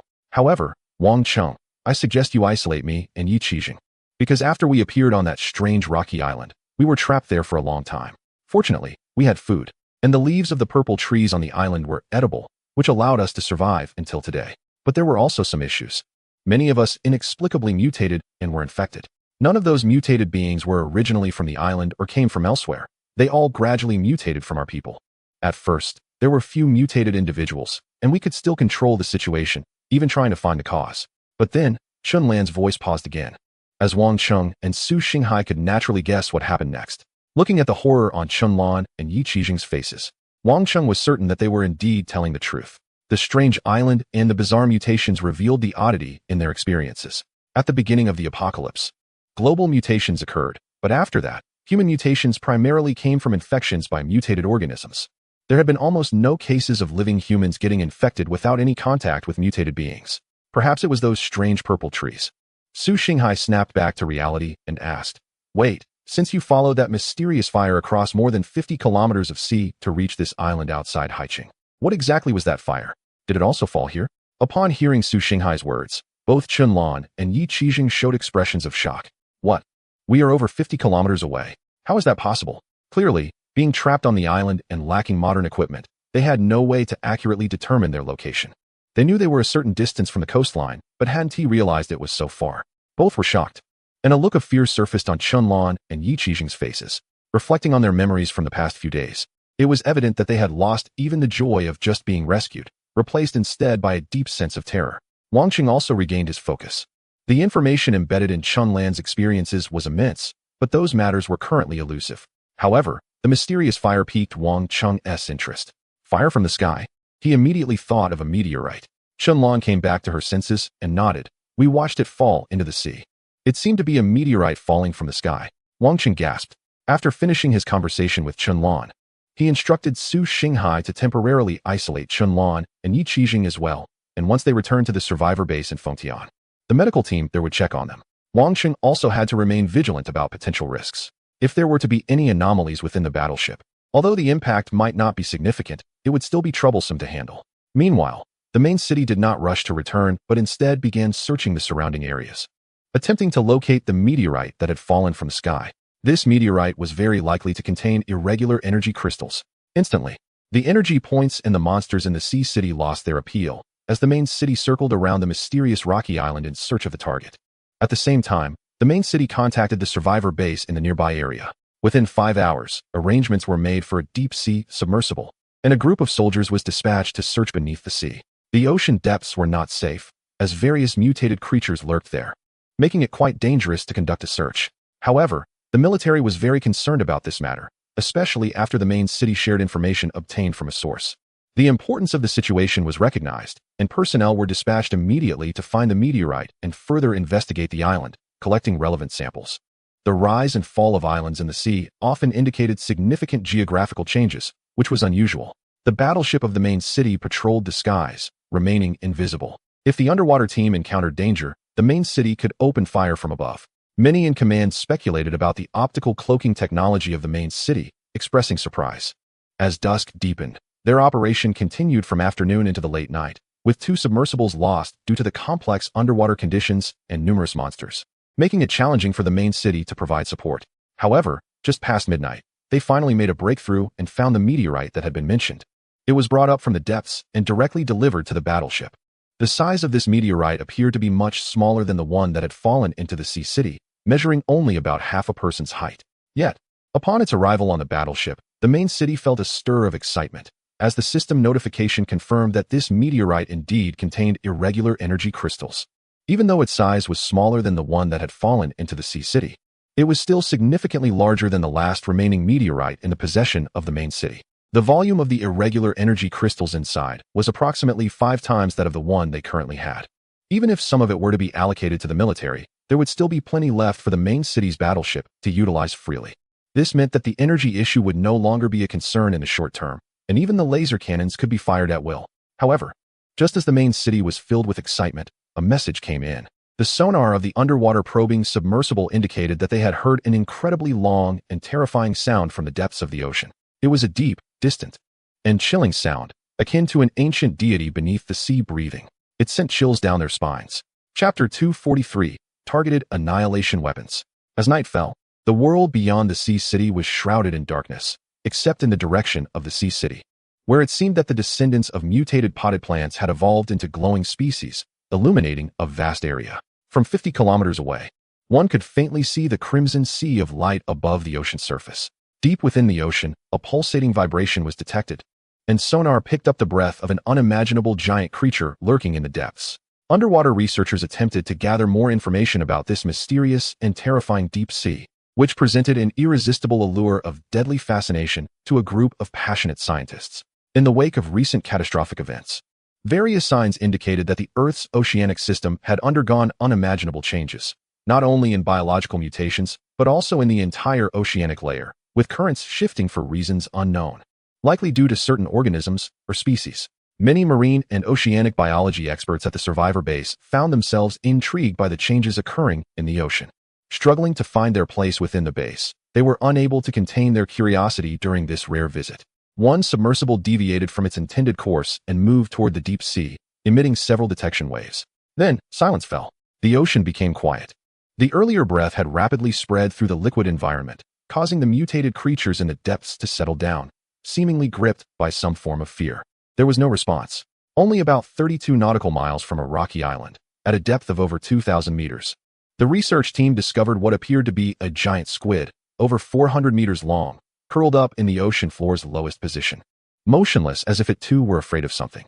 Such a creature, of this scale, could easily have been a multi-level protagonist in those ocean horror films before the apocalypse, terrifying beings that were once thought impossible on Earth. However, this was not the master of the earlier breath. It too was intimidated by that presence, coiling its body like a turtle, remaining still. Unfortunately, the researchers did not find the target they were hoping for, even though the giant squid was astonishing enough. Under repeated orders from the command center, they began to retreat and ascend the submersible. Their mission was complete. They had not only found the meteorite, but had also surveyed and sampled the conditions around the island and its vicinity. Upon returning to the survivor base, they would further study these findings. Wang Qing only learned about the discovery of the giant squid after returning to the survivor base, expressing regret. Why was I not informed of such an important matter? I only found out now. Everyone around him couldn't help but twitch their lips. They all understood that had Wang Qing known about the existence of this giant creature at the time, he would have demanded an immediate investigation of the deep sea. Unfortunately, the experts had reported the news directly to the command center, which, while astonished by the existence of such a giant being, deemed it non-threatening to the human world on the surface as long as it did not come ashore. Thus, there was no necessity to disturb it or share this intelligence with Wang Cheng. Therefore, he only learned of this matter upon returning to the survivor base. A giant squid like that could be worth at least 6,000 energy points, right? Hunting in the deep sea. Although the battleships from the royal city might struggle a bit, they could still manage. Unfortunately, it's too late now, with the size of that creature. If he goes back to Feng Tian now, it would have vanished without a trace. During the return journey from the sea city, the royal city ship maintained optical stealth and did not reveal the true form of the level 7 battleship, so the speed was not increased, causing a significant delay. However, the royal city only felt regret about this. They were aware of the dangers in the ocean, according to experts. There might even be level 9 mutated creatures already thriving in the sea, which are the strongest mutated beings that can be speculated within the current Federation. Moreover, who knows what else lurks beneath? The dangers of the ocean may not be any less than those of the resurgent civilizations. And the royal city was very clear about this, having seen level 5 flying sharks before. If sharks were being forced to fly up into the sky and run to land, life in the sea must be tough. If they didn't encounter it, then so be it. The royal city had to temporarily give up. When he returned to Feng Tian, he exchanged information with the command center while also handing over the survivors he rescued from the sea city, including Yi Qijing and Chun Lan. Based on their special circumstances, they would be placed in a designated area in Feng Tian for concentrated isolation to observe whether they posed any risk of autonomously mutating into aberrant forms. This observation period would last at least 7 days. Such troublesome matters would naturally be handled by Feng Tian. This is one of the advantages of cooperating with the military. Exploring the sea and isolating survivors did not require the royal city to worry. When parting ways with Chun Lan and the others, he said to them, "If you have nothing to do and nowhere to go in Feng Tian, feel free to find me." Chun Lan was slightly taken aback. She glanced at her few remaining students brought from the sea city and fell silent. Yi Qijing, however, said with a complex expression, "How am I supposed to find you? In Feng Tian, just ask anyone, mention my name, and you'll be able to find me." This answer from the royal city left both Yi Qijing and Chun Lan silent. Yi Qijing's expression grew even more complicated. His lips moved, but in the end, he didn't say anything further. The royal city just smiled and waved his hand before leaving. The subsequent matters would be handled and investigated by the military. And then the royal city found Yi Anshan to begin his distribution of the loot. After the piece of the meteorite from the sky fire was transported back to the survivor base in Feng Tian, it was immediately cut open. Its outer layer was composed of normal rock structures, with irregular energy crystals scattered within, around 7 pieces in total, 2 of which were slightly larger, while the remaining 5 were mostly similar to the piece the royal city currently had. Yi Anshan negotiated with the royal city and said straightforwardly, "Old Wei told me that you need this thing. I can give you 4 smaller pieces. And if you're willing to share how you plan to use the energy contained within, I can give you one of the larger pieces as well." The royal city was somewhat surprised.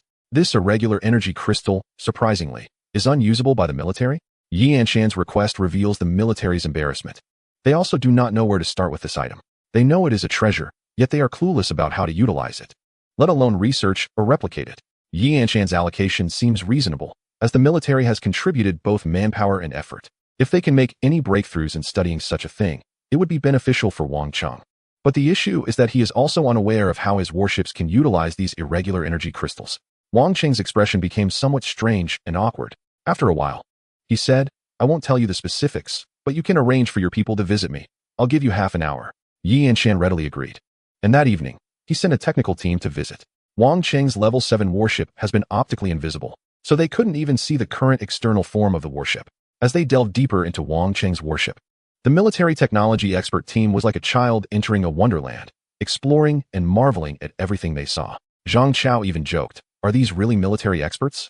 There was nothing they could do. The technological superiority of the level 7 warship has significantly increased, and it can be said to completely overpower the federal technology. Naturally, everything looked like treasure to these experts. Wang Cheng took 5 of the 7 irregular energy crystals, leaving 2 for the military, which was quite generous of him. With these 5 irregular energy crystals in hand, not only was the energy issue of the warship solved, allowing for worry-free extended operations for over a month, but it also provided a massive energy boost for the turbo laser cannon. The next day, when Wang Cheng saw Xu Bing, he confidently said, "We have enough energy now. You can fire the turbo laser cannon freely." Xu Bing was also quite accommodating. That day, when Wang Cheng went to the ruins of High City to hunt the descendants of the mutated potted plants, Xu Bing completely let loose, firing wildly. The dense beams of energy shot through the ruins of High City like a scalpel, and a rare, excited smile appeared on her face. Zhang Chao quietly remarked, "This girl is really beautiful, but she is also pretty ruthless." Wang Cheng somewhat regretted what he had just said to Xu Bing. The battle in High City opened up opportunities for Wang Cheng. Although the level 7 mutated creatures in High City had been eliminated, there were still plenty of monsters around. For Wang Cheng, these monsters were active energy points. He diligently patrolled from Fengtian to High City and back, hunting the mutated beings without returning until his ammunition was exhausted. High City, filled with monsters and ruins, was a hellish existence for ordinary survivors, but for Wang Cheng, it was the best leveling ground. His warship didn't even need to deactivate its optical invisibility, sweeping through the air, while the mutated creatures below could only be slaughtered. They howled fiercely and crazily chased after Wang Cheng's warship, but they were merely providing food for him. In such a situation, the super fungi and cloud creatures also had no way to obtain precise data on Wang Cheng's level 7 warship. The revived civilizations are only aware that the strength of the King City has increased, especially the super fungi. They are closest to the Sea City and live in constant fear, worried that the King City might go on a rampage in the Sea City and then turn to attack Pingfeng Mountain. However, the King City is not that reckless. As long as the super fungi are not completely exterminated, maintaining the current status is beneficial for him. Otherwise, if the relationship deteriorates. Even though the super fungi may not be his direct opponents, their pervasive capabilities in the microscopic world would still pose a significant problem for him, directly affecting his leveling efficiency. Consequently, the total energy points of the King City are rapidly increasing. 2 days after the battle in the Sea City, the energy points of the King City reached 45,000. If this trend continues, considering the drastic reduction of mutated creatures in the Sea City due to the King City's rampant slaughter, it would take at most 4 to 5 more days to reach 60,000 energy points, leveling up like crazy. On this particular night, as the King City returned to Fengtian, he was urgently summoned by Yi Anshan to the command center. After some time, Professor Chen's team, which was researching targeted extermination weapons for the super fungi, finally made a breakthrough. Everyone knows that once they develop a specific weapon capable of exterminating super fungi like a disinfectant, the current situation in Fengtian will be completely overturned. The King City also places great importance on this matter. When the King City arrived, he found that Yi Anshan had invited not only him, but also Wei Lao, along with many key figures from the Fengtian survivor base whom he had seen in high-level meetings. This was an open laboratory in a school in the central district before the apocalypse, and it was heavily guarded inside and out. Wei Lao stood on one side, supported by a young woman, as everyone faced the front of the laboratory, quiet as if they were students. Even when the King City entered, it did not attract much attention. Qi Sheng was not present. The King City scanned the room. All the prominent figures were there, while those of slightly lower rank seemed to lack the qualifications to be present. Professor Chen demonstrated the results of their team on site. A bulletproof glass wall was erected, isolating these high-ranking individuals from the operation table. The former laboratory had also been modified, and Professor Chen, along with his students wearing tight protective suits, stepped into the laboratory, entering the center of everyone's gaze. The weapon they held was quite simple. It looked like a sealed, opaque alcohol spray bottle. The King City knew that it contained a targeted extermination agent developed by Professor Chen's team, which had almost no effect on other organisms, but could effectively kill super fungi in large quantities. The super fungi were placed in a sealed culture chamber. The number of super fungi inside was small, insufficient to form a clear neural network, thus lacking the ability to think at a level comparable to humans. And this scale of super fungi could not evolve a communication system to connect with their main body. Professor Chen and Zhang Congtong's team are not idle. They have made remarkable breakthroughs in the research of live super fungi in recent days and have partially grasped some of their biological characteristics. For instance, they have identified the minimum number of individual super fungi needed to form a neural network capable of thinking like the human brain. Professor Chen is not one to indulge in unnecessary talk. He entered the laboratory, briefly showcased what he had in hand, and then introduced a petri dish. On that small dish, the number of super fungi had already reached nearly 100 million. Under the magnified projection of the microscope, the super fungi were actively moving and reproducing in the microscopic world. Of course, to the naked eye, the super fungi appeared as small spots on the petri dish, and their dense activity was nearly impossible to observe from a macroscopic perspective. They were reproducing vigorously and moving rapidly. Professor Chun explained that while the number of super fungi here was not sufficient to develop cognitive abilities like those of the human brain and form sufficient intelligence, Their current numbers were enough to create simple intelligence and thinking abilities similar to those of insects or small animals. Look, he said, their reproduction rate is accelerating. They have sensed that danger is approaching. They can see you and us. They do not know what we intend to do to them, nor do they understand what we are saying. Therefore, they are desperately reproducing, hoping to create more individuals and form a larger thinking network, so they can comprehend what we are saying and what we want to do to them. In this way, they will be able to react. Isn't that incredible? This ability is their survival instinct and the key to forming collective intelligence. A super fungus, given enough nutrients, will rely on this instinct to actively reproduce and evolve from a lower organism into an intelligent one. Once they become intelligent beings, they can think and form civilizations. I believe this might also be the reason they have survived countless ages without extinction. Of course, I will not give them this opportunity. We are about to demonstrate our weapon. We call it an insecticide. Professor Chen took action. The process was incredibly simple, akin to a routine alcohol disinfection. Holding the spray bottle, he sprayed it onto the petri dish.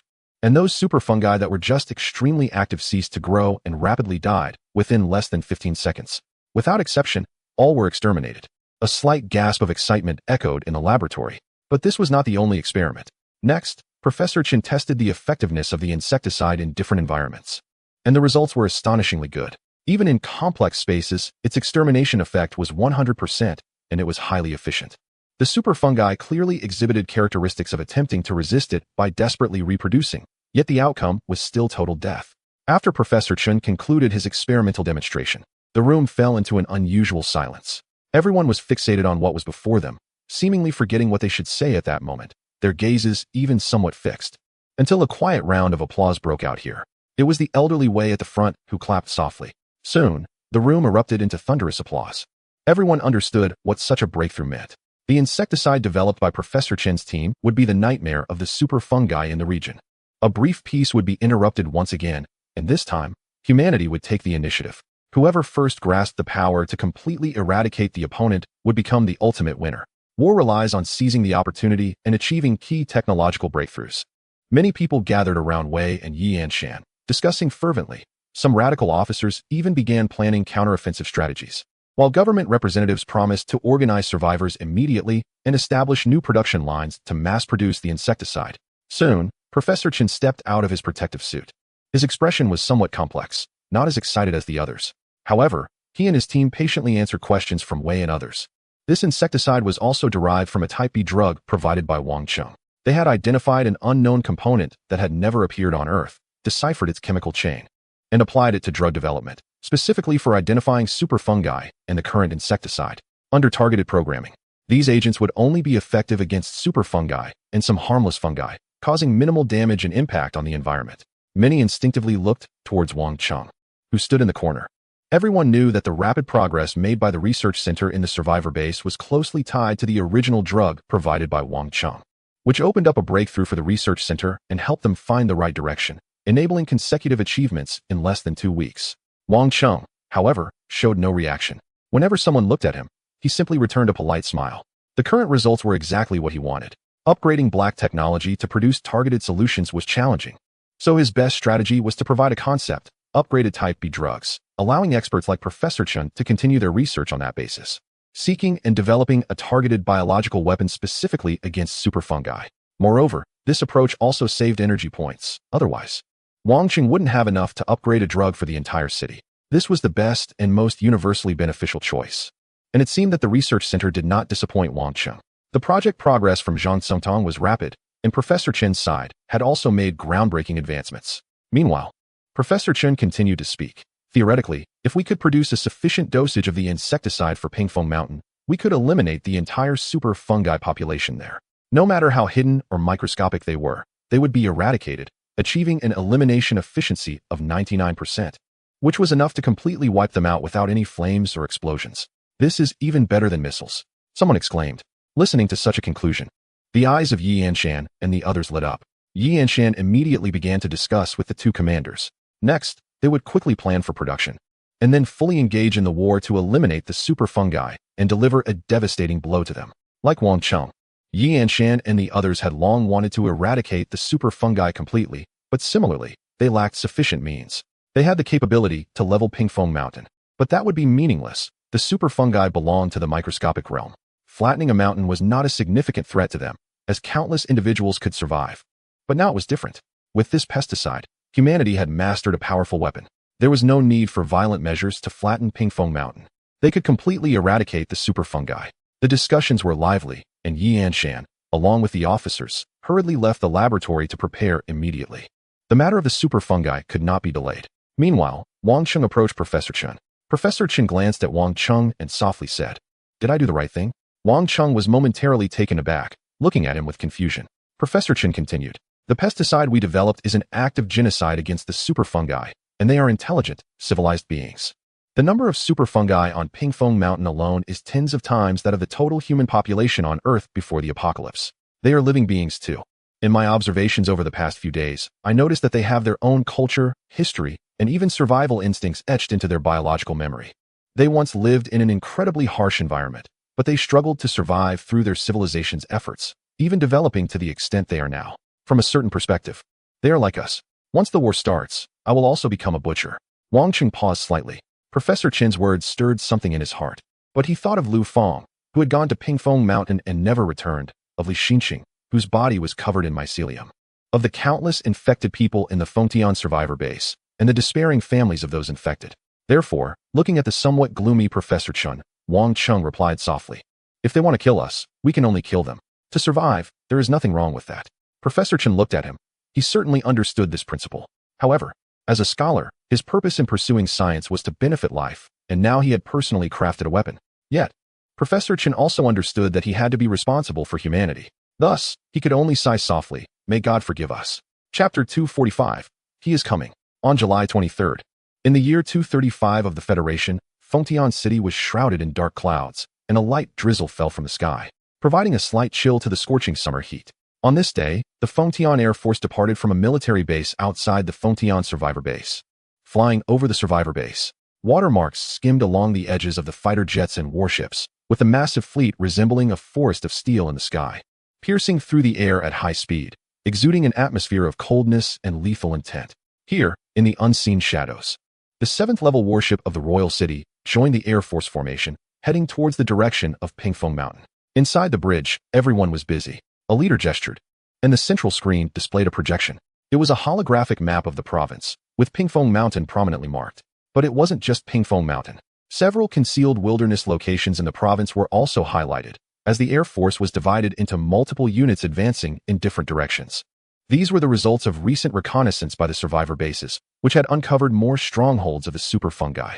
The vast province seemed like a giant petri dish for them, blooming in multiple places and reproducing everywhere. Previously, they operated in the shadows while humanity was in the light. But with the last battle in the province, the 3 major revived civilizations fully emerged. The military took immediate action after the battle, searching for traces of these civilizations throughout the province. They not only identified the strongholds of the super fungi, but also located some hiding spots of strange creatures.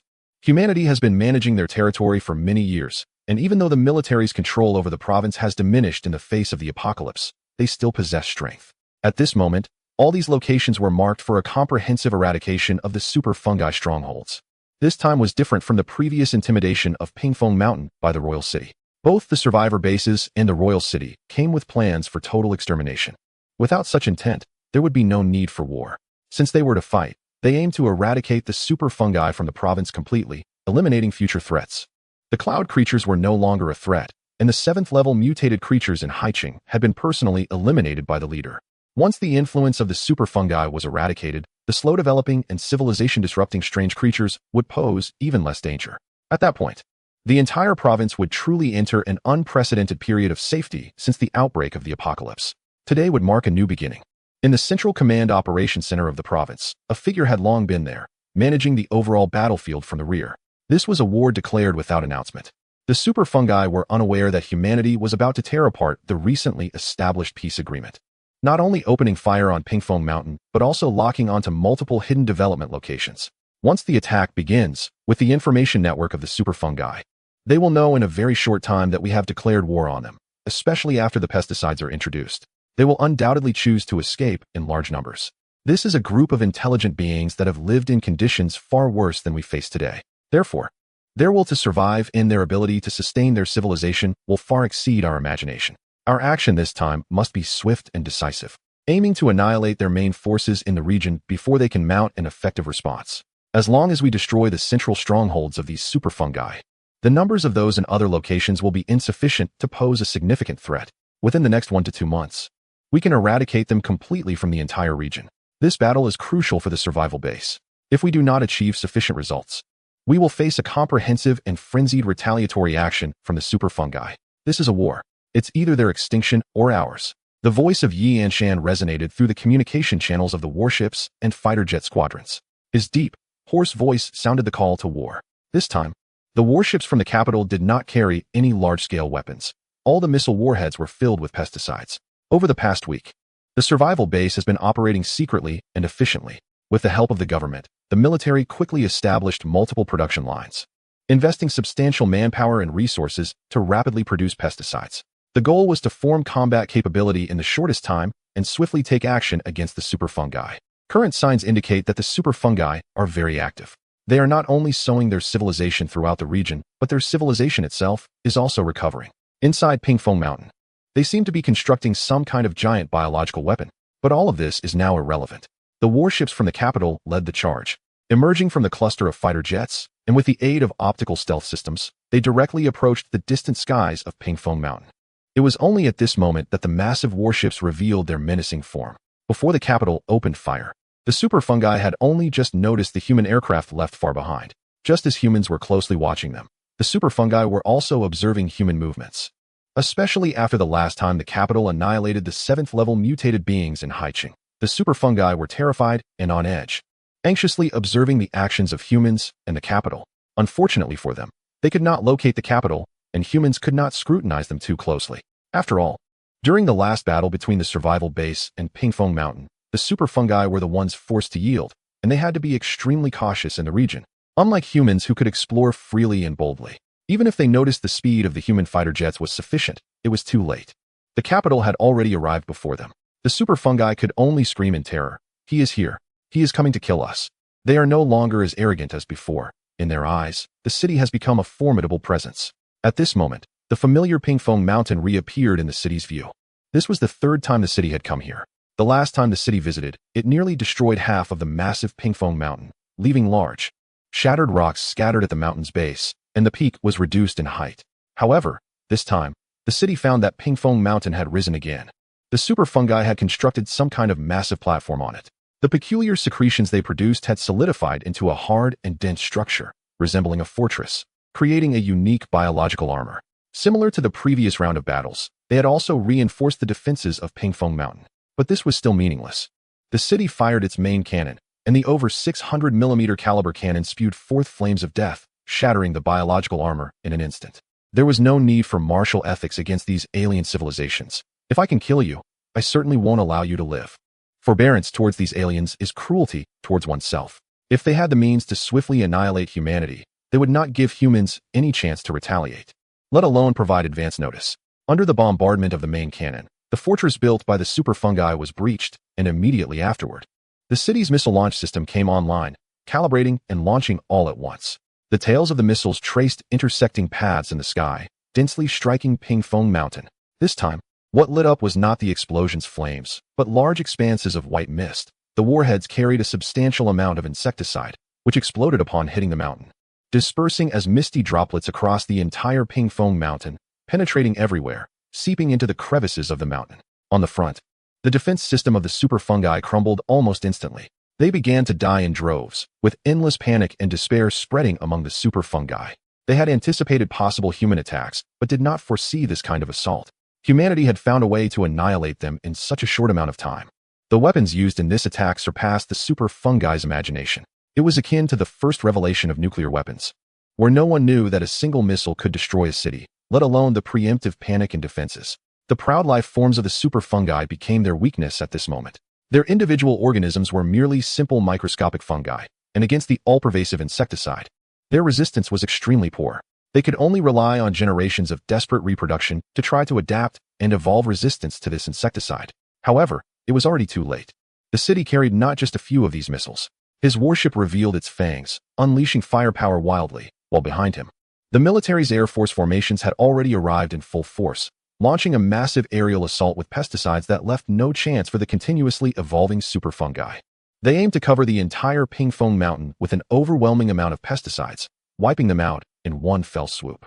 Meanwhile, in other areas of the region, military aerial formations were also reaching their combat positions, opening fire and commencing an all-out war. Human civilization had sounded the horn for war against the super fungi. This time, there would be no suspense in the outcome. Chapter 246, Sweeping Through the Region. The entire Pingfeng Mountain was withering. This was the most intuitive feeling for Wang Cheng. The super fungi had long hollowed out the entire mountain, and with their mass deaths occurring now, the substances they secreted quickly disintegrated under the effect of the pesticides. The mountain was collapsing in stages, presenting a deathly gray-white as the once vibrant landscape transformed. Billowing clouds of dust rose from all sides, and the living creatures within, in less than 15 minutes, were completely exterminated under the overwhelming pesticides. Wang Cheng withdrew his gaze. His energy points were skyrocketing. The super fungi were not valuable, and the rapid increase in energy points could only mean one thing. The terrifying scale of the super fungi was dying off. The massive number of exterminations drove the rapid rise in Wang Cheng's energy points. This was truly a battle to annihilate a species. Behind them, transport aircraft were swiftly approaching. Inside the aircraft were military soldiers in full biohazard suits, equipped with the latest super fungi identification devices developed by Zhang Chongtong's team. Resembling outdated radar detectors from the recent past, their task was to land on the ground after the aerial formations led by Wang Cheng completed the extermination, to further eliminate any potential survivors. However, looking at the grand, collapsing mountain beneath him, Wang Cheng understood that even if there were survivors, they would hardly pose a threat. The pesticides had been excessively deployed, theoretically capable of annihilating super fungi clusters the size of 2 Pingfeng mountains. These pesticides would penetrate into the soil at the foot of the mountain. Once the main body of the living super fungi was exterminated, even if there were weak survivors, they would lack the means to thrive in this dead zone. In fact, due to the insufficient numbers, they would be unable to form adequate intelligence. Before their demise, they had desperately struggled and attempted to retaliate, but ultimately, all they faced was a one-sided slaughter and death. In the face of the terrifying targeted extermination agents, they had no room to fight back. Where the pesticides passed, the super fungi died in droves. Their flesh cannon had not even activated before the controlling super fungi, and the biological tissues that secreted the flesh had already perished. This strike might have no effect on cloud organisms or bizarre creatures, but for the super fungi, it was a devastating blow. They were terrified of the nuclear weapons in the capital and the arrogant and brutal actions of its leaders. However, what they might not have anticipated was that they would ultimately be exterminated by a new targeted pesticide developed by humans, without any struggle and hardly any lengthy battle, being swiftly annihilated. Meanwhile, there were 0 casualties on the human side. Such a situation, just a few days ago, was unimaginable. Engaging in combat with a bizarre resurgent civilization while suffering almost no losses? How could that be possible? But now, this was the reality. Even in the bridge of the Level 7 warship, there was a sense of silence. The troublesome super fungus was eradicated in such a manner, leaving everyone with an absurd and horrifying feeling. Only Su Xinghai softly said, "Do you think other civilizations could also easily destroy us like this?" His words successfully drew everyone's attention. Su Xinghai awkwardly scratched his head and added, "I just thought of it suddenly." No one spoke up, because everyone understood that the possibility Su Xinghai mentioned was not non-existent, especially regarding the capital. He had received more information from an elder and was well aware that this planet was fraught with danger. And the super fungus was nothing compared to those truly powerful civilizations. Today, they ruthlessly eliminate others. Tomorrow, they might find themselves the ones being slaughtered. At this moment, Earth had turned into a bloody forest. Only the strong could survive until the end. The capital's warship was passing over the peak of Pingfeng Mountain. He knew he could finally give an account to Li Xinxing and the others. He felt no guilt in his heart, nor did he share the sentimentality of Professor Chen. He understood Professor Chen's concerns and thoughts, but that wouldn't affect him. He had seen how the super fungus controlled the numerous military personnel and survivors fleeing from Haiqing over Pingfeng Mountain. They had never shown mercy to humans.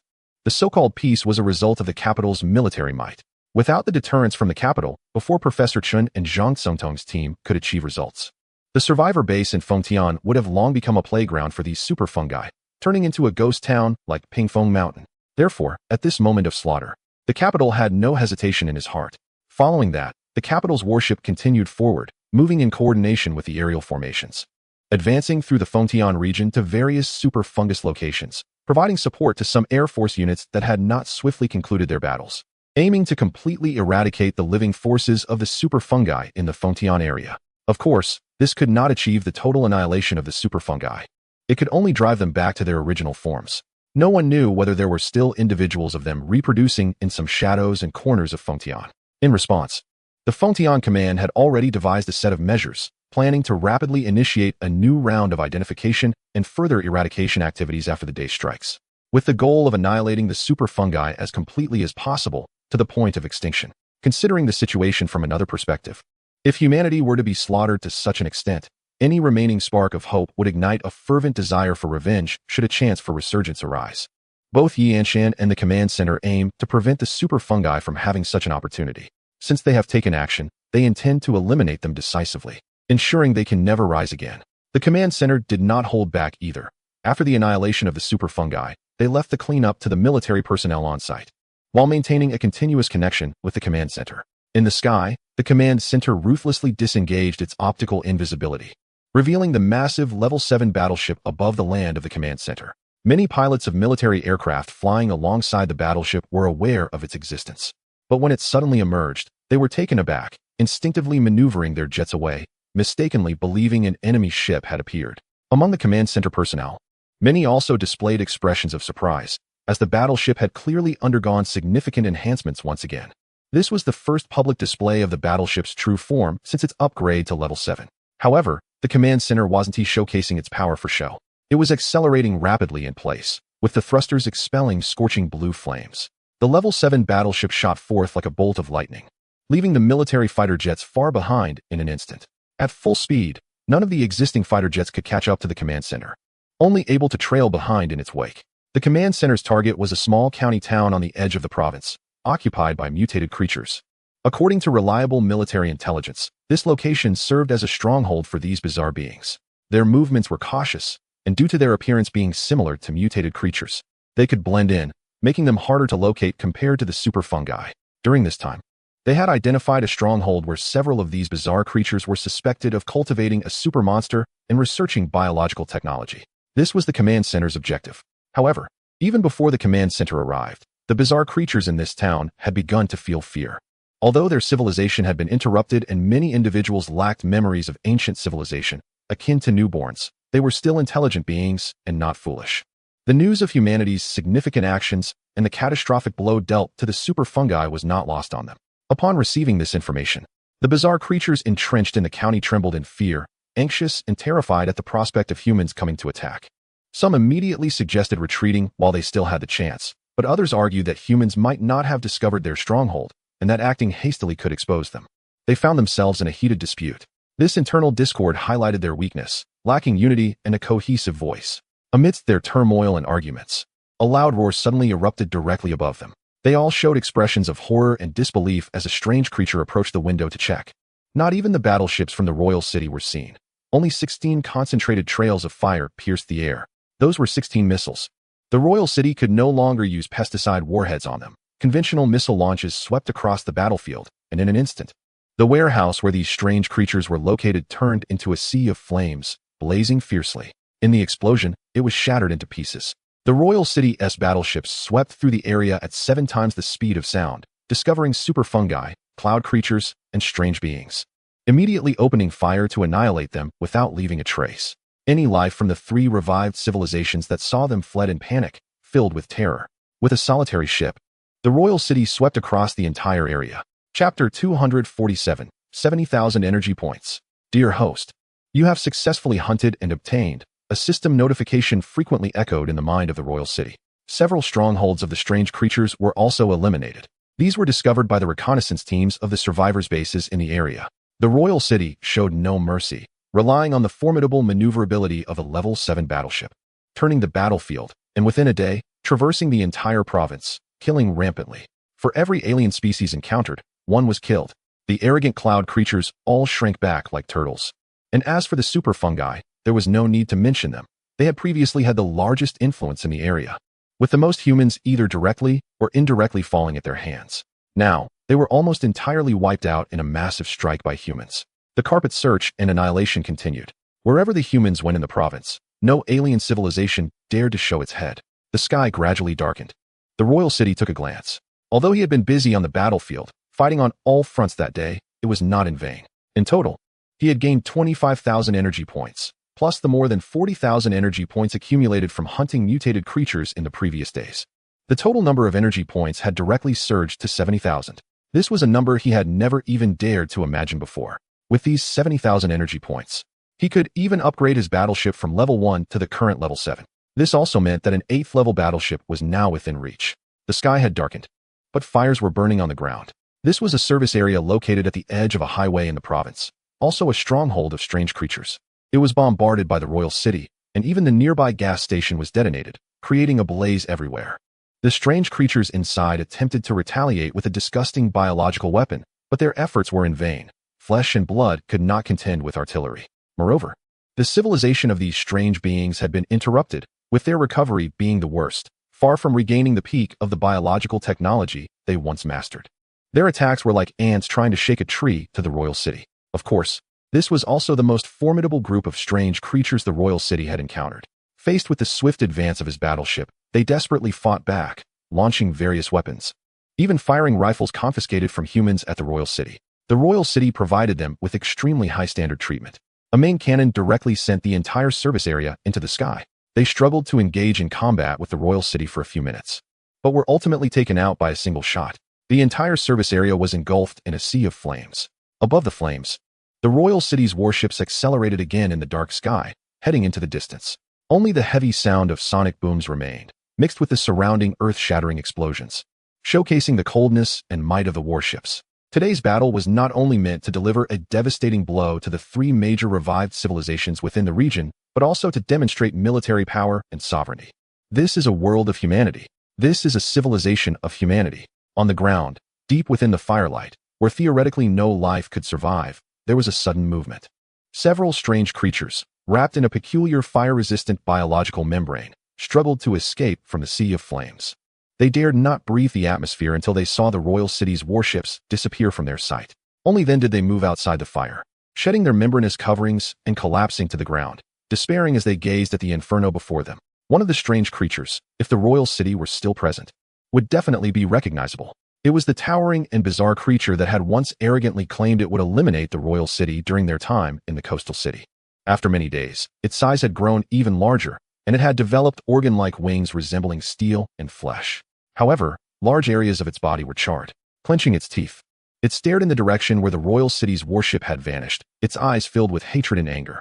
It struck the ground with its massive, heavy fists, causing the earth to crack. It growled in a low, furious voice.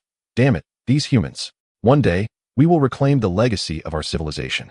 We will use our biological technology to exterminate all these humans. No, we will turn them into a part of us, extracting their brains and organs to serve as the infrastructure and computers of the biological cities we will build in the future." As it vented its anger, its surviving companions looked on with expressions of sorrow and despair, gazing at the burning world before them, feeling an indescribable sadness. One of the strange creatures quietly said, "But we were already weak. Now the super fungi have been slaughtered, and the cloud life is nearly extinct. These humans are too terrifying. They are the rulers of this era. Will our time really come again? We have lost the memory of our civilization. Are we truly a revived civilization?" Its words stirred more pessimistic emotions among the others, many of whom felt hopeless. But at that moment, a figure emerged from behind them. She, like them, escaped from the sea of fire, but her clothes were hardly tattered. Moreover, her physique was much more slender compared to the strange creatures, resembling that of a human. Her face was shrouded in a black veil. Standing there, she softly spoke. "We are the revived civilization. In our era, we possess technologies far more glorious than those of these humans. Our biotechnology once transformed the entire planet into machinery and cities for our facilities. Now, we are merely temporarily weak. Those ancient memories are resurfacing in my mind, and I have recalled where our biological warships are located. This is an opportunity. This is human territory. We can temporarily abandon this to seek our fleet. Once we find our fleet, these humans will no longer be our opponents. Trust me, I will lead our civilization to new glory. We will be the final victors." Her voice carried a penetrating power, and as soon as she spoke, the strange creatures fell silent. Even the angry, burly one became respectful, all murmuring, "May the saint lead us. Please guide our civilization forward. With the saint's guidance, we believe that our civilization will ultimately be revived. The humans, they can only be temporarily arrogant." A wind swept in from the sea of fire, fiercely lifting the saint's veil, revealing a face that was nearly indistinguishable from that of a human. From a human perspective, she was even quite beautiful. though her face bore natural markings resembling totems, and her pupils were linear like a snake's, exuding a sense of coldness and wildness. She gazed in the direction where the royal city battleship had departed, her eyes reflecting not the fear or anger seen in the other strange creatures, but disdain. Compared to their once glorious civilization and biological fleet, it was nothing at all. Their civilization will surely be revived. After a moment, she quietly said, "Let's go. These humans are very cautious, and their ground cleaning teams will be arriving soon. We are not yet their match and must not be discovered by them." Meanwhile, the royal city had returned to the survivor base in the region. The battle was over, and today's operation yielded results satisfactory to everyone. Yi Anshan personally emerged from the Central District's command tower to welcome the royal city's return. Their cooperation was close. The royal city relied on the battleship's firepower and formidable performance to swiftly strike and efficiently eliminate targets. The military compensated for the royal city's manpower shortage, quickly dispatching ground forces to mop up after the royal city swiftly attacked a region, ensuring that no remnants were left. In the days following this event, the landscape in the region would undergo another significant change, with humans once again becoming the undisputed dominant force. Both Yi Anshan and the royal city felt a sense of relief. This meant more time and space for development. With the constraints of the three revived civilizations lifted, the survivor base could further consolidate survivors, rebuild production lines, and gather resources from across the province. Yi Anshan sighed and said, "After today, stabilizing the situation in this region will no longer be that simple. We are about to enter an unprecedented recovery period after the apocalyptic era." Behind him, many officers from the main command saluted Wang Cheng, as they had all participated in the recent operations. Cooperating with Wang Cheng and personally witnessing the formidable combat power of Wang Cheng's warships as they maneuvered thousands of miles, striking fiercely in the region. They held Wang Cheng in deep respect, feeling admiration from the bottom of their hearts. This respect stemmed from remarkable military achievements, regardless of Wang Cheng's true identity. They fully recognized and respected the efforts and contributions made in today's battle. Consequently, these officers did not hide their feelings. Wang Cheng's status among the upper military officers in this region was firmly established today. Since the last cleanup, the atmosphere within the main command had improved significantly. Moreover, the success of this battle had a tremendous impact on the future, making everyone feel happy and excited. Wang Cheng nodded repeatedly. With the super fungi eradicated and the strange and cloud-based creatures defeated, he felt a great weight lifted from his heart. The enemies before him had been eliminated, allowing him to act more boldly in this region, and his family and the rear base were now completely safe. Of course, Wang Cheng understood that this was not the end. The revival of global civilization had just begun, and today's victory was merely an opportunity, a chance for rapid development. He needed to seize this opportunity and quickly upgrade to level 8 warships. Furthermore, after the fierce battles today, he had obtained a large number of advanced technology resource chests. In total, the number of level 1 and level 2 advanced technology resource chests combined was nearly 100, and in addition, he had received 3 level 3 advanced technology resource chests. The number of revived intelligent beings he had defeated today was substantial, so the number of advanced technology chests was naturally plentiful. Today's battle not only solved practical problems, but also resulted in a significant harvest. Chapter 248, Level 8 Warships. It was a sleepless night. The 3 major revived civilizations were jointly defeated and shattered by the military forces of this region and Wang Cheng. The threats of super fungi and cloud-based life forms were almost completely eradicated, and the survivor base welcomed the calmest and safest period since the outbreak of the apocalypse. Yi Anshan rarely took the initiative to lead and, in conjunction with the government, organized a grand celebration feast, held in the restaurant of the main command building. The atmosphere was lively, with tables filled with various foods and drinks, reminiscent of the joyous days before the apocalypse. Everyone in the main command was eligible to participate, and Yi Anshan personally spoke to thank all those who had contributed to the construction and defense of the survivor base, announcing that the base would enter the next phase. In the future, the survivor base would undergo comprehensive expansion, transforming into a new city, developing farmland, establishing new industrial production lines, and rescuing survivors across the province. For this region, it would mark the beginning of a new era. Naturally, Wang Cheng was also invited to the feast, but he did not stay long. Only chatting briefly with acquaintances. Qi Sheng also arrived and took the initiative to stand beside Wang Cheng, engaging him in conversation. In reality, the two were not very familiar, but given their previous connections, Wang Cheng understood Qi Sheng's intentions. After this battle, the rumors about Wang Cheng within the survivor base of the region had diminished somewhat, and a more favorable view of him began to emerge. His reputation within the survivor base was rising, and people were less concerned about his true identity. At least for now, Wang Cheng was seen as one of them, a human part of the survivor base. A powerful figure who could annihilate the revived civilization and mutated creatures. Naturally, this garnered him more awe and respect.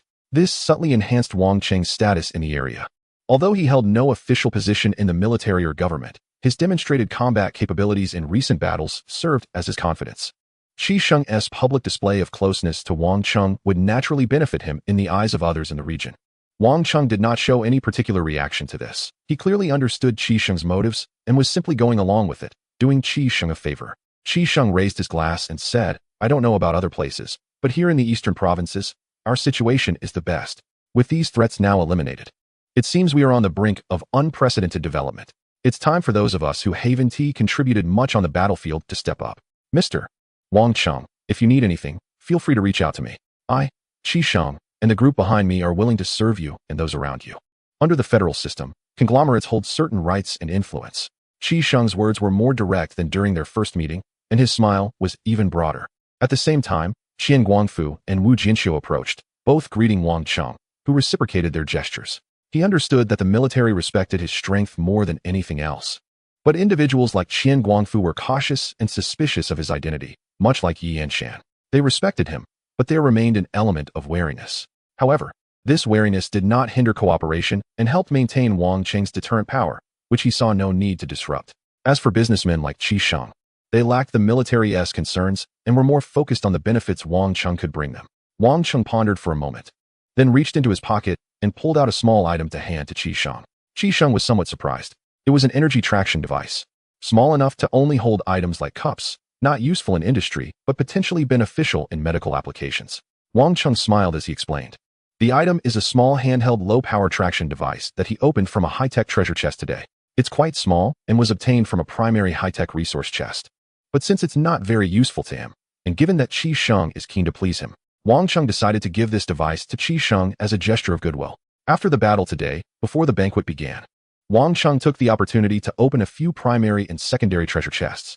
Having opened so many chests, he didn't pay much attention to them anymore. Especially since most were primary chests with few useful items, mostly functional gadgets that he didn't need, so he thought it better to give them away casually. Qi Sheng is clever. While Wang Cheng's words seemed to merely describe what the item was, he immediately grasped the potential of what Wang Cheng was offering him.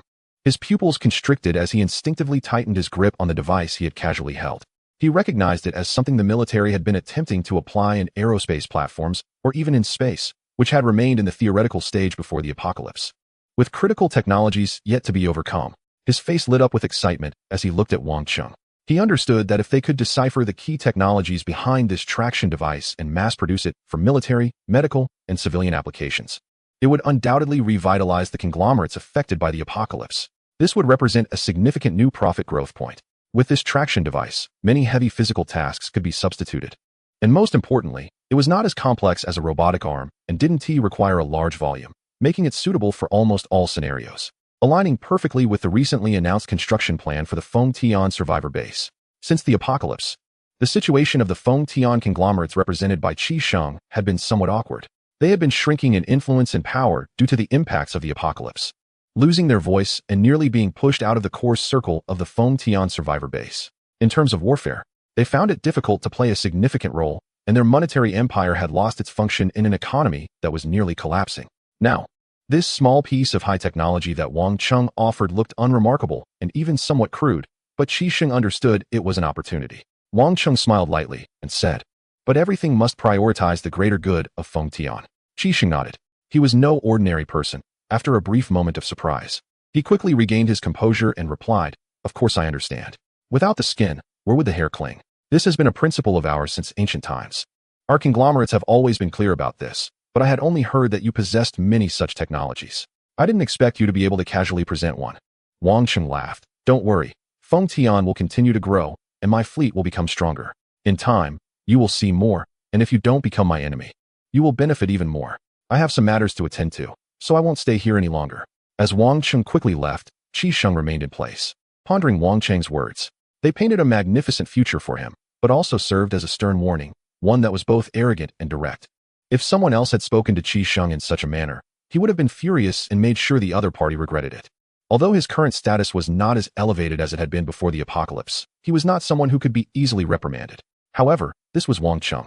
And as he turned to look at Wang Cheng's back, he felt a chilling sense of authority. Wang Chung was saying, "Be his friend, and good things will come your way. Be his enemy, and you might not see the sunrise again." Qi Xing understood Wang Cheng's meaning and knew that he kept his word. Taking a deep breath, he realized he needed to be more cautious in his actions.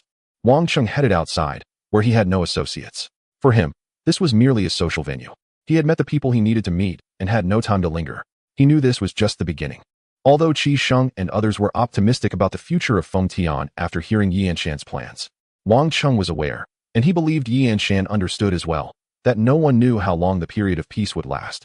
The current calm might last a month or two, or it could be just a day or two. No region was isolated, the apocalypse loomed, and great calamity was imminent. The entire world was undergoing unpredictable changes.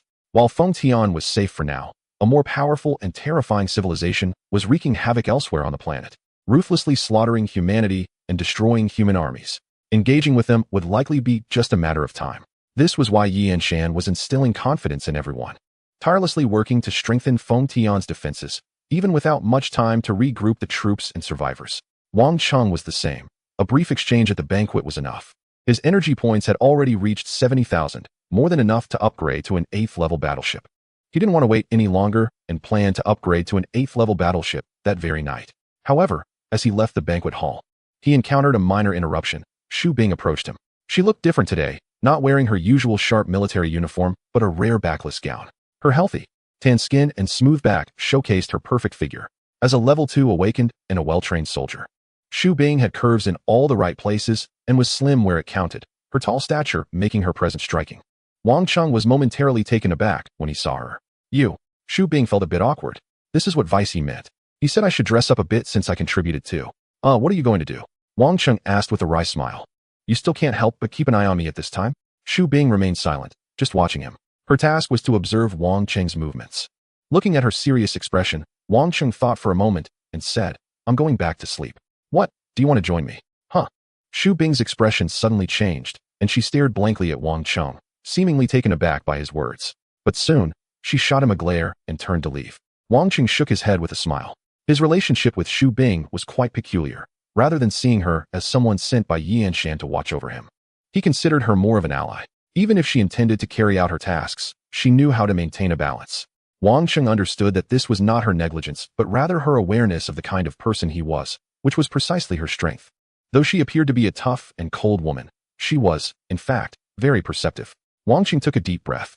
He walked out of the headquarters building and boarded the already deserted battleship. Sitting in the captain's seat, the moonlight streamed in, creating a unique atmosphere. The moon was particularly full that night. It was a tranquil evening. The battleship in the sky gradually faded away, becoming invisible. Wang Chung activated the battleship and disappeared into the distance of Feng Tian. Tonight, he would soar high, reaching the level of an 8th-class battleship. Chapter 249, We Know Wang Chung. July 27th, 235 of the Federation. 5 days after the action in Feng Tian province. It was a sunny morning. Chunlan stepped out of her colorful steel house and could see a massive construction vehicle in the distance driving down the street. Part of the expansion of the outer walls of the Feng Tian survivor base. Looking around, many of the colorful steel houses where Chunlan lived had been constructed recently, with many still under construction. Half of the Feng Tian survivor base had become a construction site. This area was an extension of the former Western District, where the Feng Tian survivor base had mobilized over 100,000 survivors to clear the debris and rebuild and expand the area. At the entrance, a student who had walked with Chinlan from Haicheng University saw her and smiled, saying, "Counselor, you're awake? Yi and the others have already gone to work. Come have some porridge. We should hurry up too. There are too many newcomers lately. Where are all these survivors coming from?" Chunlan frowned as she took the porridge handed to her. The bowl was half filled with water, with only about a third containing solid ingredients. "Hey, our permanent population in Feng Tian province was over 40 million before the apocalypse. It's said that this time, the military launched an operation to rescue survivors from the surrounding cities and counties, bringing them all back. This is a massive undertaking," Chunlan remarked, surprised. "Of course, this is an order from Deputy Yi, aiming to transform the area into a super city. We are working together to build a new home. However, this is just a slogan. The supply of materials for the work is far beyond the basic distribution, which is what motivates us survivors to come and work. Sister, I've eaten enough too, so I need to hurry over. There's no shortage of people at the construction site now. Unlike you, as an awakened individual, you have designated positions with specific supplies. If we arrive late, the work might be assigned to someone else. It's not that there aren't enough materials. If you're short on food, I can share some with you. Chunlan frowned. When she was stranded on the island, she had eaten all sorts of things. Now, this bowl of porridge may not look great, but it's actually quite delicious, as she sipped it slowly. It's different when helping to expand the survivor base. The materials provided are double the normal distribution. The more supplies I gather, the better chance I have to find a girl. The student showed an expectant smile and said, "Without materials, who would want to be with me?" Chunlan could only smile wryly and replied, "All right, you should go now. But don't forget to go to the hospital for your routine checkup tonight." After they returned from the rocky island, the 7-day quarantine was long over, and none of them showed signs of infection or mutation. They were released by the survivor base and regarded as ordinary survivors, able to live freely within the base. However, every 3 days, they still needed to go to the designated survivor hospital for blood tests to prevent any unusual situations. The university student responded and quickly disappeared into the crowd not far away. Chunlan stood up and began to walk forward as well. Upon reaching the area, the people from the island had scattered, with ordinary survivors each seeking their own way to survive. Meanwhile, those who had come from the university remained together. However, Chunlan did not seek out Wang Cheng, which was also Yi Qixing's intention. Although they knew very well that Wang Cheng had become a significant figure within the survivor base, and anyone associated with him could rise in status, she still chose not to approach him. She felt it wouldn't be appropriate. After all, they weren't very familiar with Wang Cheng, and the gap between them was too vast. Unless absolutely necessary, she didn't want to ask for favors. She remembered how she felt when she first escaped from the university. Looking back, everything that happened just 2 months ago felt like a dream, especially after hearing about the fate of the escape team from Haicheng. That sense of dislocation became even more pronounced. After taking a small bite, Chunlan stood up, locked their rented steel house, and set off toward her workplace. Unlike ordinary survivors, as an awakened individual, Chunlan found it relatively easy to get a job in the area, though her role was not easily replaceable. And her income was better than that of regular people.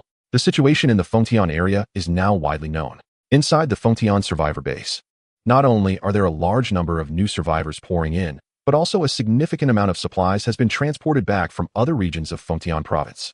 Moreover, Chunlan heard that research institutions in Fengtian are preparing to designate an agricultural area within the survivor base and are recruiting survivors, especially those with planting and breeding experience. The Fengtian survivor base is full of vitality. For Chunlan, although life here is not as good as before the apocalypse, it is still quite satisfactory. After all, everyone has experienced the baptism of the end times, witnessing true despair and helplessness. Compared to those previous days, this life feels like heaven. The survivor base is filled with hope. Thus, Chunlan feels she doesn't need to trouble Wang Cheng. They are capable individuals and can find opportunities to survive within the Fengtian survivor base. However, everything doesn't seem to be going smoothly. As the sun sets, Chunlan sees a student rushing to her workplace, panic written all over his face. He exclaims, "Instructor, something has happened. Something has happened." Throughout their journey, Chunlan has been looking after these students, so even though Haicheng University no longer exists, they still address her in the same way, without knowing what the issue is. Just seeing the panic on his face makes Chunlan's heart sink. She immediately follows him, hurrying over. Yi Qixing, who is not an awakened one, is working on a construction site in the Western District with other students from Haicheng University. Although it's hard work, having tasks to do and supplies to obtain is already a good thing in this era. Yi Qixing and his group are familiar with each other and usually stick together, rarely encountering trouble. But today, a situation has arisen. When Chunlan arrives, she sees Yi Qixing confronting a group of over 20 people, all looking fierce and menacing, almost surrounding Yi Qixing and his companions. One of them, with a slightly bruised face, is shouting like a butcher, "Someone's been beaten. There's no law here. Someone's forming a gang." Yi Qixing and his group are being forced to retreat step by step. Seeing this, Chunlan loudly calls for the crowd to part, pushing her way through to Yi Qixing's side to find out what is happening. This group has come to take away the work. Although the expansion work at the Fengtian survivor base is hard and laborious, tasks that many were unwilling to do before the apocalypse, it is now a rare opportunity. Backed by the military, with guaranteed compensation and supplies, many people are looking for work, and some, unable to find jobs, have come to replace Yi Qixing and his companions, trying to take their positions and jobs. Yi Qixing insists he didn't hit anyone. He quietly explains, "I didn't even touch him. He walked up to me and hit himself, then started shouting." Right after that, these people just appeared. Hearing this, Chunlan's expression darkens. This is troublesome. At that moment, a foreman from the area rushed over, glanced at the situation, and immediately said to Chunlan and Yi Qixing, "The survivor base here has clear rules against fighting and hurting others. If you've been involved in a fight here, you won't be welcome tomorrow." Seeing this, the people across the way displayed expressions of delight. Chunlan's face also showed a hint of anger as she replied. Are you the person in charge here? You jumped to conclusions without understanding the situation. Our people didn't lay a hand on anyone. They came looking for trouble. If there's any group involved, it's them. The other students from Haicheng University also became indignant. Yi Qijing remained calm, observing the situation. He was a smart and composed individual. Although Chunlan was older, she lacked his level-headedness in assessing the circumstances. The construction site was crowded, and the foreman initially hadn't noticed Chunlan, but now he did, and his eyes narrowed with a lecherous glint as he said, "Little sister, I don't think I've seen you before." Chunlan's expression changed, and she replied firmly, "I'm an awakened." She had sensed the foreman's ill intentions and immediately invoked her identity as an awakened, which still held weight among ordinary survivors. At this moment, Yi Qijing leaned in and whispered, "Chunlan, this situation isn't right. The foreman is in cahoots with those guys. They've plotted this all along. We can't reason with them. Let us get out of here."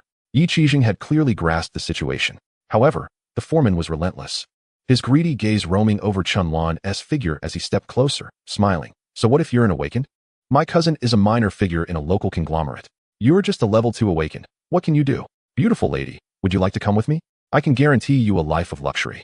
Hearing this, the burly men who had been looking for trouble exchanged glances and muttered, "Foreman, don't forget what you promised us." Chunlan retreated step by step, realizing these people were indeed in league with the foreman. A heaviness settled in her heart. If they had connections to a local conglomerate and looked down on awakened individuals, what could she do? Grinding her teeth, Chunlan declared fiercely, "If you dare to touch me, I will fight back." The foreman simply laughed. "Oh, you've got some spirit. I like that. I'm tired of women who just cling to me. I prefer those who struggle and fight back."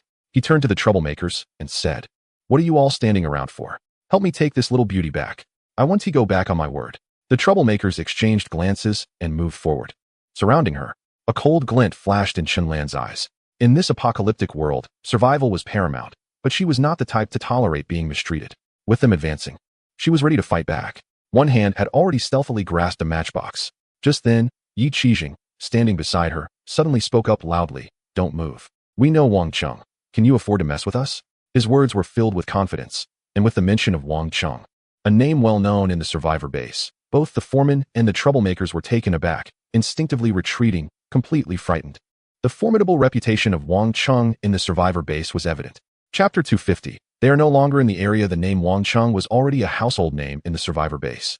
Not only due to his formidable strength in defeating mutated creatures and restoring civilized beings, but also because of his thunderous actions in the area. Those who dared to confront him had all fallen, leaving only him unharmed. The moment his name was mentioned, the foreman's expression instantly changed from lecherous to terrified. He looked around in panic, almost believing that the legendary figure was right beside them. Yi Qijing's powerful opening remarks sounded so convincing. However, they quickly regained their composure and began to mock him with cold laughter. "You guys? You even know Wang Cheng? Ha ha, I know Yi and Shan too. Why don't you say you're also civilized beings? Look at how you've ended up, still bragging here." The foreman's face darkened, his gaze shifting ominously between Chunlan and Yi Qijing. Chunlan was also surprised, completely not expecting Yi Qijing to invoke Wang Cheng's name.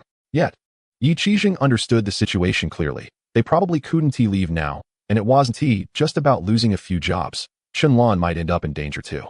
A direct confrontation might not solve the problem, and they had backing as well. While the local financial group might not have as much influence over the military or government now, they were still formidable figures that ordinary survivors couldn't provoke.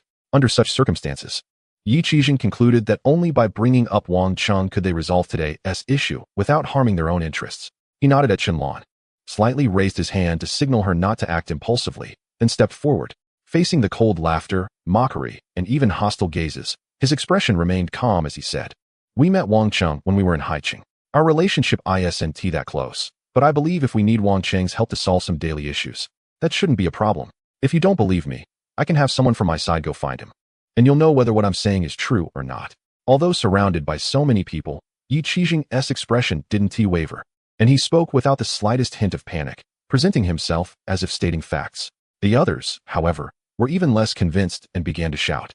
Only the foreman's expression fluctuated as he looked at the group before him, feeling a hint of retreat. This person spoke as if it were true, and most importantly, it seemed they really dared to send someone to find Wang Cheng, who in the area didn't know where Wang Cheng lived. It wasn't hard to find. The question is whether he truly knows Wang Cheng. If it's false, then there's nothing to worry about. But if it's true and he goes to find him, a small foreman like him, even if he has a cousin working in a certain influential group. What does that count for? The last time he drank with his cousin, he heard the latter say that the board member of that influential group has a very good relationship with Wang Chung. Such a big shot treats Wang Chung with politeness. With their little status and strength, if they offend someone like that, they wouldn't even need Wang Chung to take action. This person would make them disappear without a trace. For this trivial dispute, it's not worth the risk. After a moment of silence, the foreman coldly said, "What is all the commotion about? Get back to your positions and get to work. And you people, just leave." Those who had come to cause trouble were all bewildered. They had previously agreed with the foreman that they would create a disturbance, and he would take the opportunity to drive away Yi Qijing and the others, allowing them to take over the work. But now, the foreman was going back on his word and driving them away. These troublemakers were just ordinary survivors and couldn't think as far as the foreman. But they didn't dare to offend him and could only obediently leave, glaring at Yi Qijing and the others. They had no choice but to leave helplessly. Meanwhile, someone on Yi Qijing's side whispered, "Wang Chung's name is really effective." Just mentioning it scared them off. It's hard to imagine that they all came from the same university, and many of their faces showed a sense of gloom. They were all students from Haicheng University, struggling through the apocalypse until now, feeling lost about the future. Having food and drink in the survivor base felt like a good life to them, but they could hardly even dream of a status like Wang Chung's. Just the thought that they all came from the same school made them feel somewhat uncomfortable. However, this matter settled down.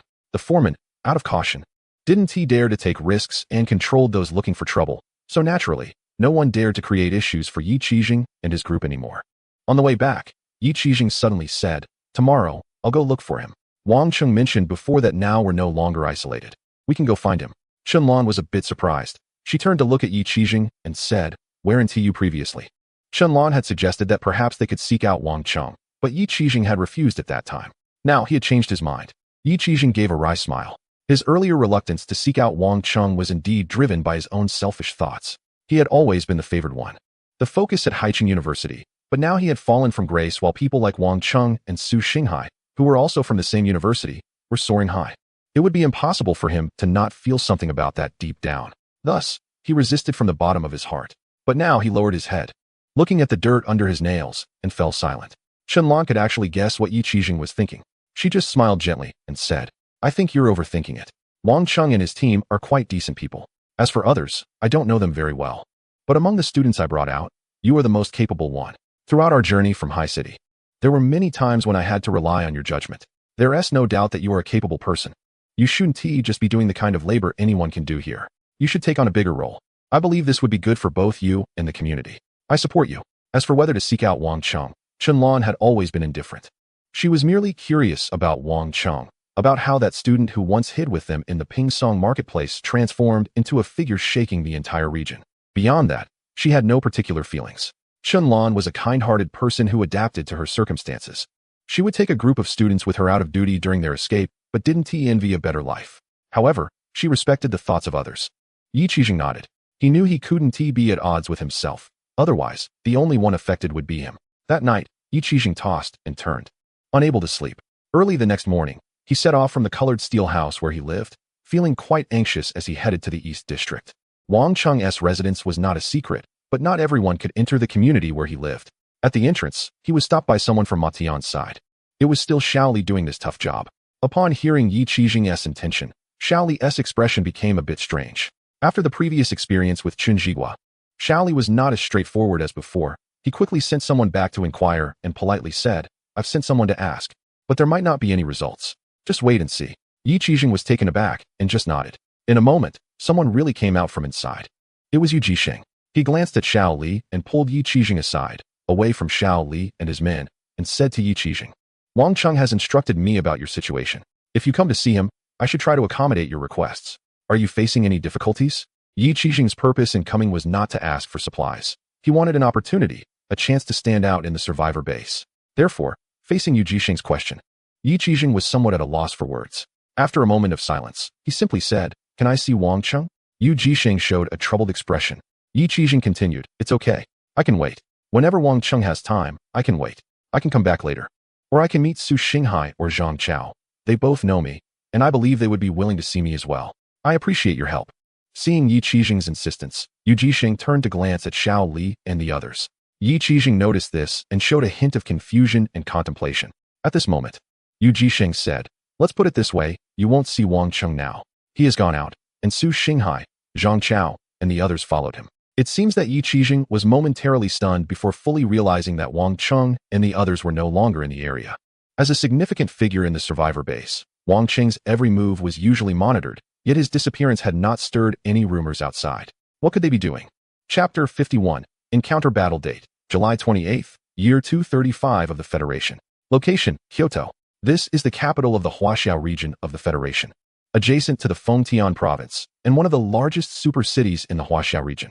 Before the apocalypse, its permanent population exceeded 20 million, making it an absolutely bustling metropolis. At this moment, thick smoke was rising from the urban area. This once prosperous human city was now in ruins, with high-rise buildings collapsed, and the ground littered with unextinguished flames and wandering monsters, presenting a desolate scene of a post-apocalyptic era. In some areas, the remnants of the survivor base could still be seen, with 7-meter-high walls in tatters, scorched marks everywhere, and the base now reduced to ruins. It seemed as if all traces of humanity had been wiped from the ground.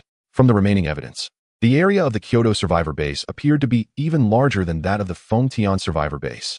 Among the ruins were numerous remnants of makeshift houses. But judging from the visible debris, it was clear that the destruction of the survivor base was not caused by monsters. The scorch marks and explosion traces indicated that powerful firearms had penetrated the walls of the survivor base from the front, advancing into the heart of the base and spreading outwards. A fierce battle had taken place here, claiming countless lives.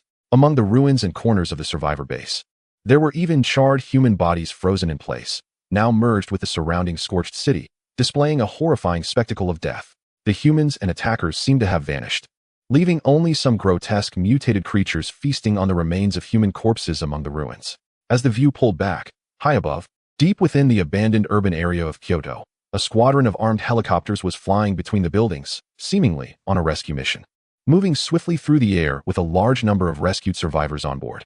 However, in this once thriving human city, their flight was tense and anxious, taking off from the city center and quickly moving towards the outskirts. Inside the armed helicopter, the mission leader turned to glance at the important personnel's family members on board and issued a stern command. Continue to call for Central Command. We must evacuate immediately. They could discover us at any moment. Keep a close watch. They have cloaking systems, and our radar may not detect them in time.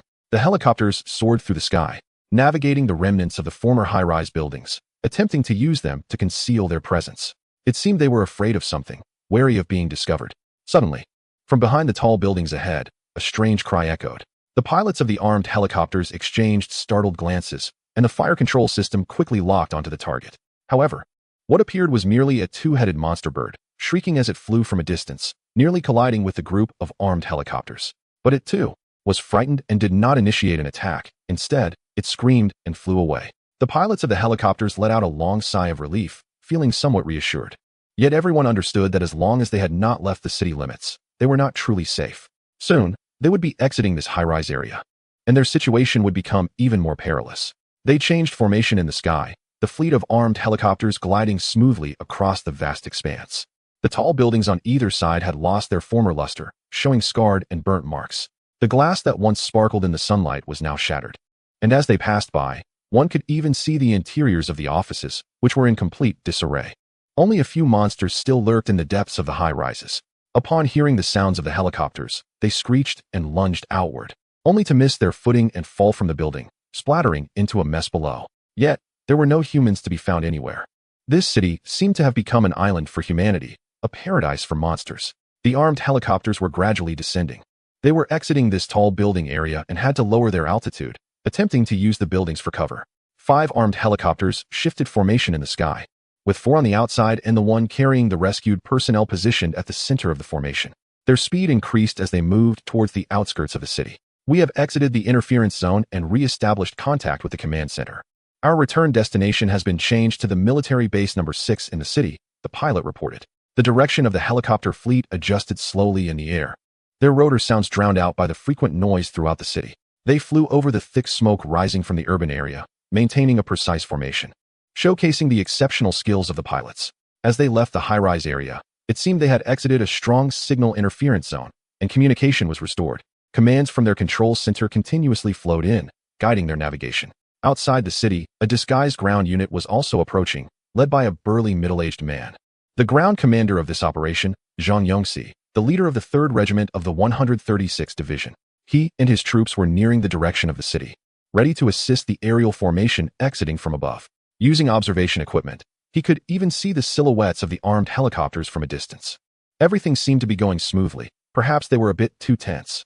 Although this city had become a paradise for monsters, the sky still belonged to humanity. The mutated birds were not active here, making it difficult for them to threaten the human aerial formations equipped with advanced modern weaponry. However, a sudden loud explosion erupted in the air. The armed helicopter on the left flank suddenly exploded. It was hit by a peculiar missile that came from afar, instantly turning into a massive fireball, with the entire helicopter shattered and crashing to the ground below. Amidst the billowing smoke and dust, the ammunition bay detonated in a secondary explosion. Yet, the radar did not detect any enemy aircraft. Other helicopter pilots glimpsed that terrifying shadow. It was a group of strange flying machines, with a cylindrical structure resembling giant metal barrels flying in the sky.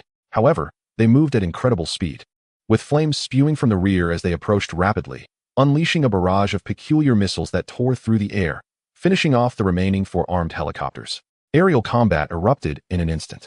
The remaining helicopters reformed their formation, with the one carrying the mission target advancing forward, while the other 3 engaged in fierce combat, firing rockets at high frequency. In the sky, a dazzling light flared up, but those cylindrical craft moved too quickly, scattering a barrage of decoys. The missiles launched by the helicopters exploded one after another in the air, and then a horrifying scene unfolded. One of the cylindrical machines, incredibly audacious, sped down from the sky and closed in on a human-armed helicopter without firing. Instead, it rammed directly into it. The helicopter exploded instantly, its rotor blades flying off like deadly blades into the ground below, while the entire helicopter was destroyed in an instant, plummeting from the sky. The cylindrical craft, however, bore only minor scars and suffered no substantial damage. In fact, as the helicopter fell, it ascended sharply from above, trailing flames behind it, as if reborn from the fire. It was immensely brutal and powerful. There were 10 of these cylindrical aircraft, swiftly dismantling the armed helicopters. In the blink of an eye, only 3 helicopters remained. Of the missiles they fired, only 1 hit, destroying one of the cylindrical craft, while the others continued to maneuver at high speed in the sky. 7 of them charged toward the 2 helicopters attempting to intercept them, while the remaining 2, utilizing their formidable agility, elegantly carved through the battlefield, swiftly hunting down the armed helicopter carrying the families at the front. The formation had been cut apart, and the situation on the battlefield had been dominated. Outside of Kyoto, witnessing this scene, a commander cursed under his breath, angrily stating, "Damn it, we've been discovered. Report to the command center immediately, request to open fire, and send reinforcements. Hurry, or it will be too late." However, his request was ruthlessly rejected by their command center as soon as it was made. The request to open fire was denied. The helicopter formation had already been exposed. Our UAVs observed that their mothership was approaching your location. These 10 cylindrical craft are just the vanguard. The mission has failed. You must retreat immediately. You cannot fire. If you do, you will expose your position and face certain death. Why are they moving so fast? Xiang Yongxi gritted his teeth, his gaze fixed on the distance, filled with reluctance. However, he understood that the command from the higher-ups was correct. If it were just these 10 cylindrical aircraft, they might still have a fighting chance, but the enemy's mothership was approaching. If they opened fire now, they would not only fail to save anyone but also expose their own position, endangering himself and his men. Chapter 252. The shadow over the capital. A surge of frustration and anger welled up in Xiang Yongxi's heart as he looked back at the waiting soldiers. Gritting his teeth, he issued the retreat order. His adjutant, unwilling to accept this, whispered, "But Commander, we were so close. Are we really going to give up? We are abandoning the survivor base in the capital and so many lives. Do we really have to do this? What if we confront the mothership? We can fight them." The adjutant's words resonated with many of the younger soldiers, who were agitated and unwilling to wait for death. In truth, Xiang Yongxi also wanted to charge out directly, but he understood that doing so would be meaningless, even a path to death, only leading to more unnecessary sacrifices. They were not prepared for an all-out war. They had to give up. He took one last glance at the distant sky. There, an armed helicopter at the front was nearing the edge of the city. However, it was also being pursued by 2 cylindrical aircraft, which were extremely arrogant, flying alongside it in the sky, engaging in fierce combat. If they had just a few more minutes, they could have flown out of the capital, reaching safety, allowing Xiang Yongxi to cover their retreat, even with the enemy's mothership close behind. But the distance was still too great. They could not proceed. Xiang Yongxi had no choice but to refrain from firing. The burly man slowly clenched his fists. It was a sense of helplessness. They were too powerful. They were remnants of a great civilization from ancient times. Initially, Before their full revival, the survivor base in the capital could resist, relying on the military strength of the entire region's capital. However, as time passed, they grew stronger, reclaiming the glory of their ancient civilization. The four revived civilizations briefly allied, and in a single night, turned the survivor base into ruins. Without even having the chance to call for help, the capital had fallen, and thousands perished. This was helplessness and deep despair. Xiang Yongxi knew they had to leave. The mothership behind the cylindrical aircraft was immensely powerful, a true aerial fortress. Once it got close and discovered their troops, there would be no escape for them. The military in the direction of the capital no longer had the capacity to confront these revived civilizations head-on. It was futile to resist. The judgment from the higher-ups was correct. No matter how much reluctance and anger filled his heart, he could only swallow it down and plan for the long term. The capital was shrouded in the shadow of the revived civilization. Humanity is being driven into the shadows by these former rulers of the earth, reduced to struggling ants. However, in the next moment, an astonishing blaze of fire suddenly reflected in his pupils from not far away. Two cylindrical flying vehicles that had caught up unexpectedly exploded without warning. For a moment, Xiang Yongxi thought he had misseen. It seemed like the explosion of armed helicopters overlapping with the fire. This was not their first encounter with these cylindrical flying vehicles. Xiang Yongxi was well aware of their formidable capabilities. 2 against 1 armed helicopter. There was no chance of victory. Destruction was merely a matter of time. If the beings inside those cylindrical vessels wanted to prolong the encounter, perhaps the people in the helicopter could struggle for a few more minutes in terror. But if they wanted to end the battle swiftly, then, however, the scene before him clearly indicated that Xiang Yongxi was not mistaken. 2 cylindrical flying vehicles exploded one after the other. His adjutant whispered, "Old Xiang, did you see that? Just now, 2 beams of light hit them, suspected to be energy weapons. Who did it? Are they other revived civilizations? Are they engaging in combat?" Xiang Yongxi's heart stirred. He immediately speculated that it might be the forces of another revived civilization approaching to engage with the civilization of the cylindrical flying vehicles. This thought ignited a glimmer of hope within him. If 2 revived civilizations were to engage in combat here, perhaps they would have a chance to take advantage of the chaos. However, Xiang Yongxi did not observe any other firing points within his line of sight. It could be ground weapons, his adjutant assessed. Never mind. Report to the command center immediately and tell the brothers not to move.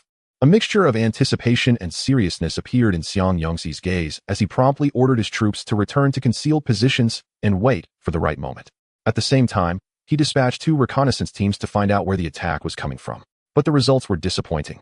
His initial searches revealed no other firing points. The operations center also sent a message, filled with uncertainty. Your unit remains in ambush.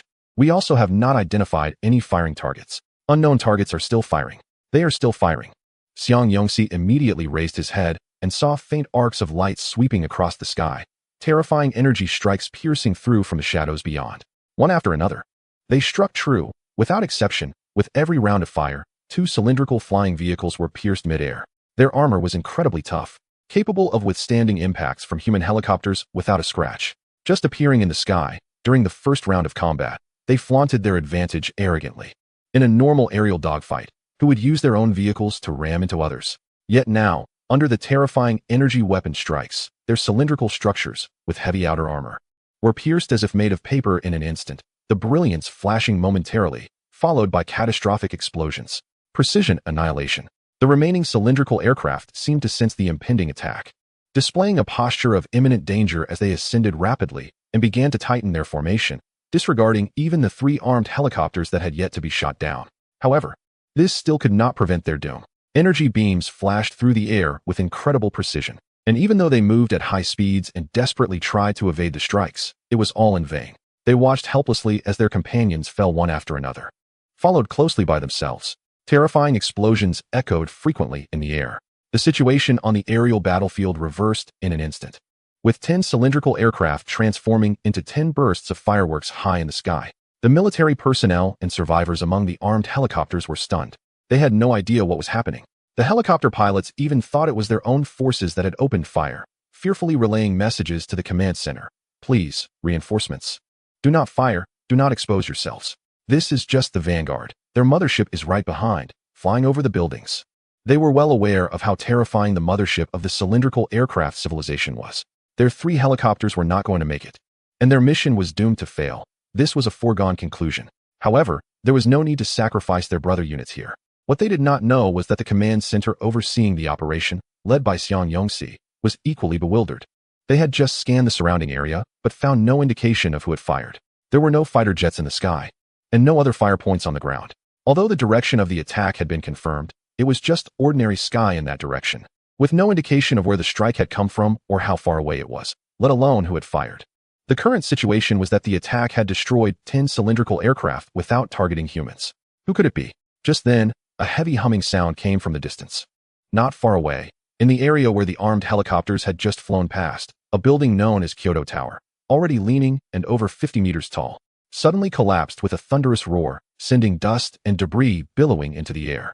Amidst the swirling smoke, a massive aircraft, as imposing as a mountain, revealed itself from behind the buildings. From a distance, it was not particularly striking aside from its size. It even appeared somewhat dilapidated, resembling a mountain of garbage. However, as one got closer, it became clear that its front was covered in heavy armor plates, albeit rusted and tattered. Its height exceeded 70 meters, hovering about 300 meters above the ground, like a legendary floating castle. As it passed over at low altitude, the shattered city of Kyoto below cracked under the rumbling sound. It advanced like a mountain, its front armor slowly rising with a metallic clanging sound, revealing a forest of dark cannon muzzles pointing towards the sky. It was imposing and cold, like a mountain of steel, crushing the earth beneath it. This was the massive mothership of the civilization behind the cylindrical aircraft, designated as the third mothership by humans.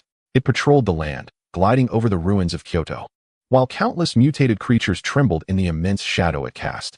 Ahead, the last 3 armed helicopters struggled to fly forward, because they knew that with the firepower of the mothership behind them, a single barrage would engulf them and the ruins of the broken city beneath their feet in overwhelming artillery fire, leaving no one unscathed. They were already within range, and they understood that escape was impossible. However, the instinct for survival and the desire to complete their mission drove them to fly desperately forward. They dared not head towards the direction of their thoughts, but instead flew madly towards the direction marked by the command center, which seemed to have just undergone a beam strike. Behind them, the third mothership revealed more gun turrets, its heavy armor rising with mechanical movements, showcasing the industrial power of steel creations. The main gun, with a diameter of 1,000 millimeters, was exposed. Chapter 253. Who are you? Main gun. The third mothership has activated its main gun. They opened fire. The forces under Xiang Yongxi were still in hiding. The enemy mothership had already come into view, and he and his adjutant both understood that they had no further opportunity to strike. Once they opened fire and exposed their position, they would surely suffer a saturation strike, and none of their people would escape. They would all die. Xiang Yongxi had to take responsibility for his troops. In the battle for the destruction of the Kyoto survivor base, the losses for Kyoto's military were severe, and the remaining forces were few. They could not act recklessly. The lives of these soldiers belonged to Kyoto, to humanity, and they could not be lost in vain due to their own impulsiveness. Were they to be slaughtered by giant cannons? Was this a display of military might? The adjutant's eyes widened in anger, teeth clenched, as he looked not far away, where the 3 armed helicopters appeared tiny like toys under the massive shadow of the third mothership, struggling futilely to fly forward. But they were following the operational center's guidance, moving towards the recently unidentified strike direction, while Xiang Yongxi showed a look of uncertainty. Moreover, the third mothership had not fired. Its firepower was not locked onto those 3 armed helicopters. Who were they targeting? At this moment, located 160 kilometers outside Kyoto, at the Kyoto 6th military base, the underground command center had already sounded a first-level alarm. The overall commander of the 6th military base, Gao Xian, was alerted and rushed from his office to report the situation to the highest commander of the Huaxiao region. This time, 5 armed helicopters were dispatched to rescue survivors, which was supposed to be a routine operation. In the large operations center, only 3 staff members were responsible for information support, which was insignificant compared to other more critical positions. Yet at this moment, they proactively reported to their superiors and triggered the alarm. Not only because the main force of the resurgent civilization's air force, the third mothership, had appeared, but also because they confirmed. Is it true? The resurgent civilization's Strem 3 mothership is suspected to be locked onto by an unknown weapon. Gao Xian arrived on site. The first thing he did was to verify whether the information relayed from the front was accurate. The surveillance footage in this corner had already been magnified. It was multi-angle footage of the armed helicopters and the forces under Xiang Yongxi. In the scene, a massive airborne fortress looms like a mountain, displaying its menacing fangs as it appears to lock onto 3 small armed helicopters in front of it. However, analysis from the operations center indicates that its focus is not on those helicopters at all. What was once uncertain is now almost confirmed. They are facing an unknown threat. The second mothership of the Strim civilization, located 500 kilometers away from the third mothership, has just activated from a stationary state and is moving toward their position. They have not opened fire, and the 3 armed helicopters on site have not been locked onto. The Strim civilization has abandoned the pursuit of them, and we are transmitting a recall order. They will follow a predetermined route to avoid being tracked and aim to return to our 6th military base before nightfall. In another view, the second mothership near a metal mine in a province adjacent to Kyoto is slowly starting up and turning toward Kyoto. The military in Kyoto has been monitoring it. This mothership occupies a metal mine and has been extracting resources from it. Even during the time when the 4 major revived civilizations allied to crush the defenses of Kyoto, it had never activated before, as the Strim civilization only deployed the third mothership and numerous air vehicles. Now, however, it too is trembling. It rises from the ground, seemingly ready to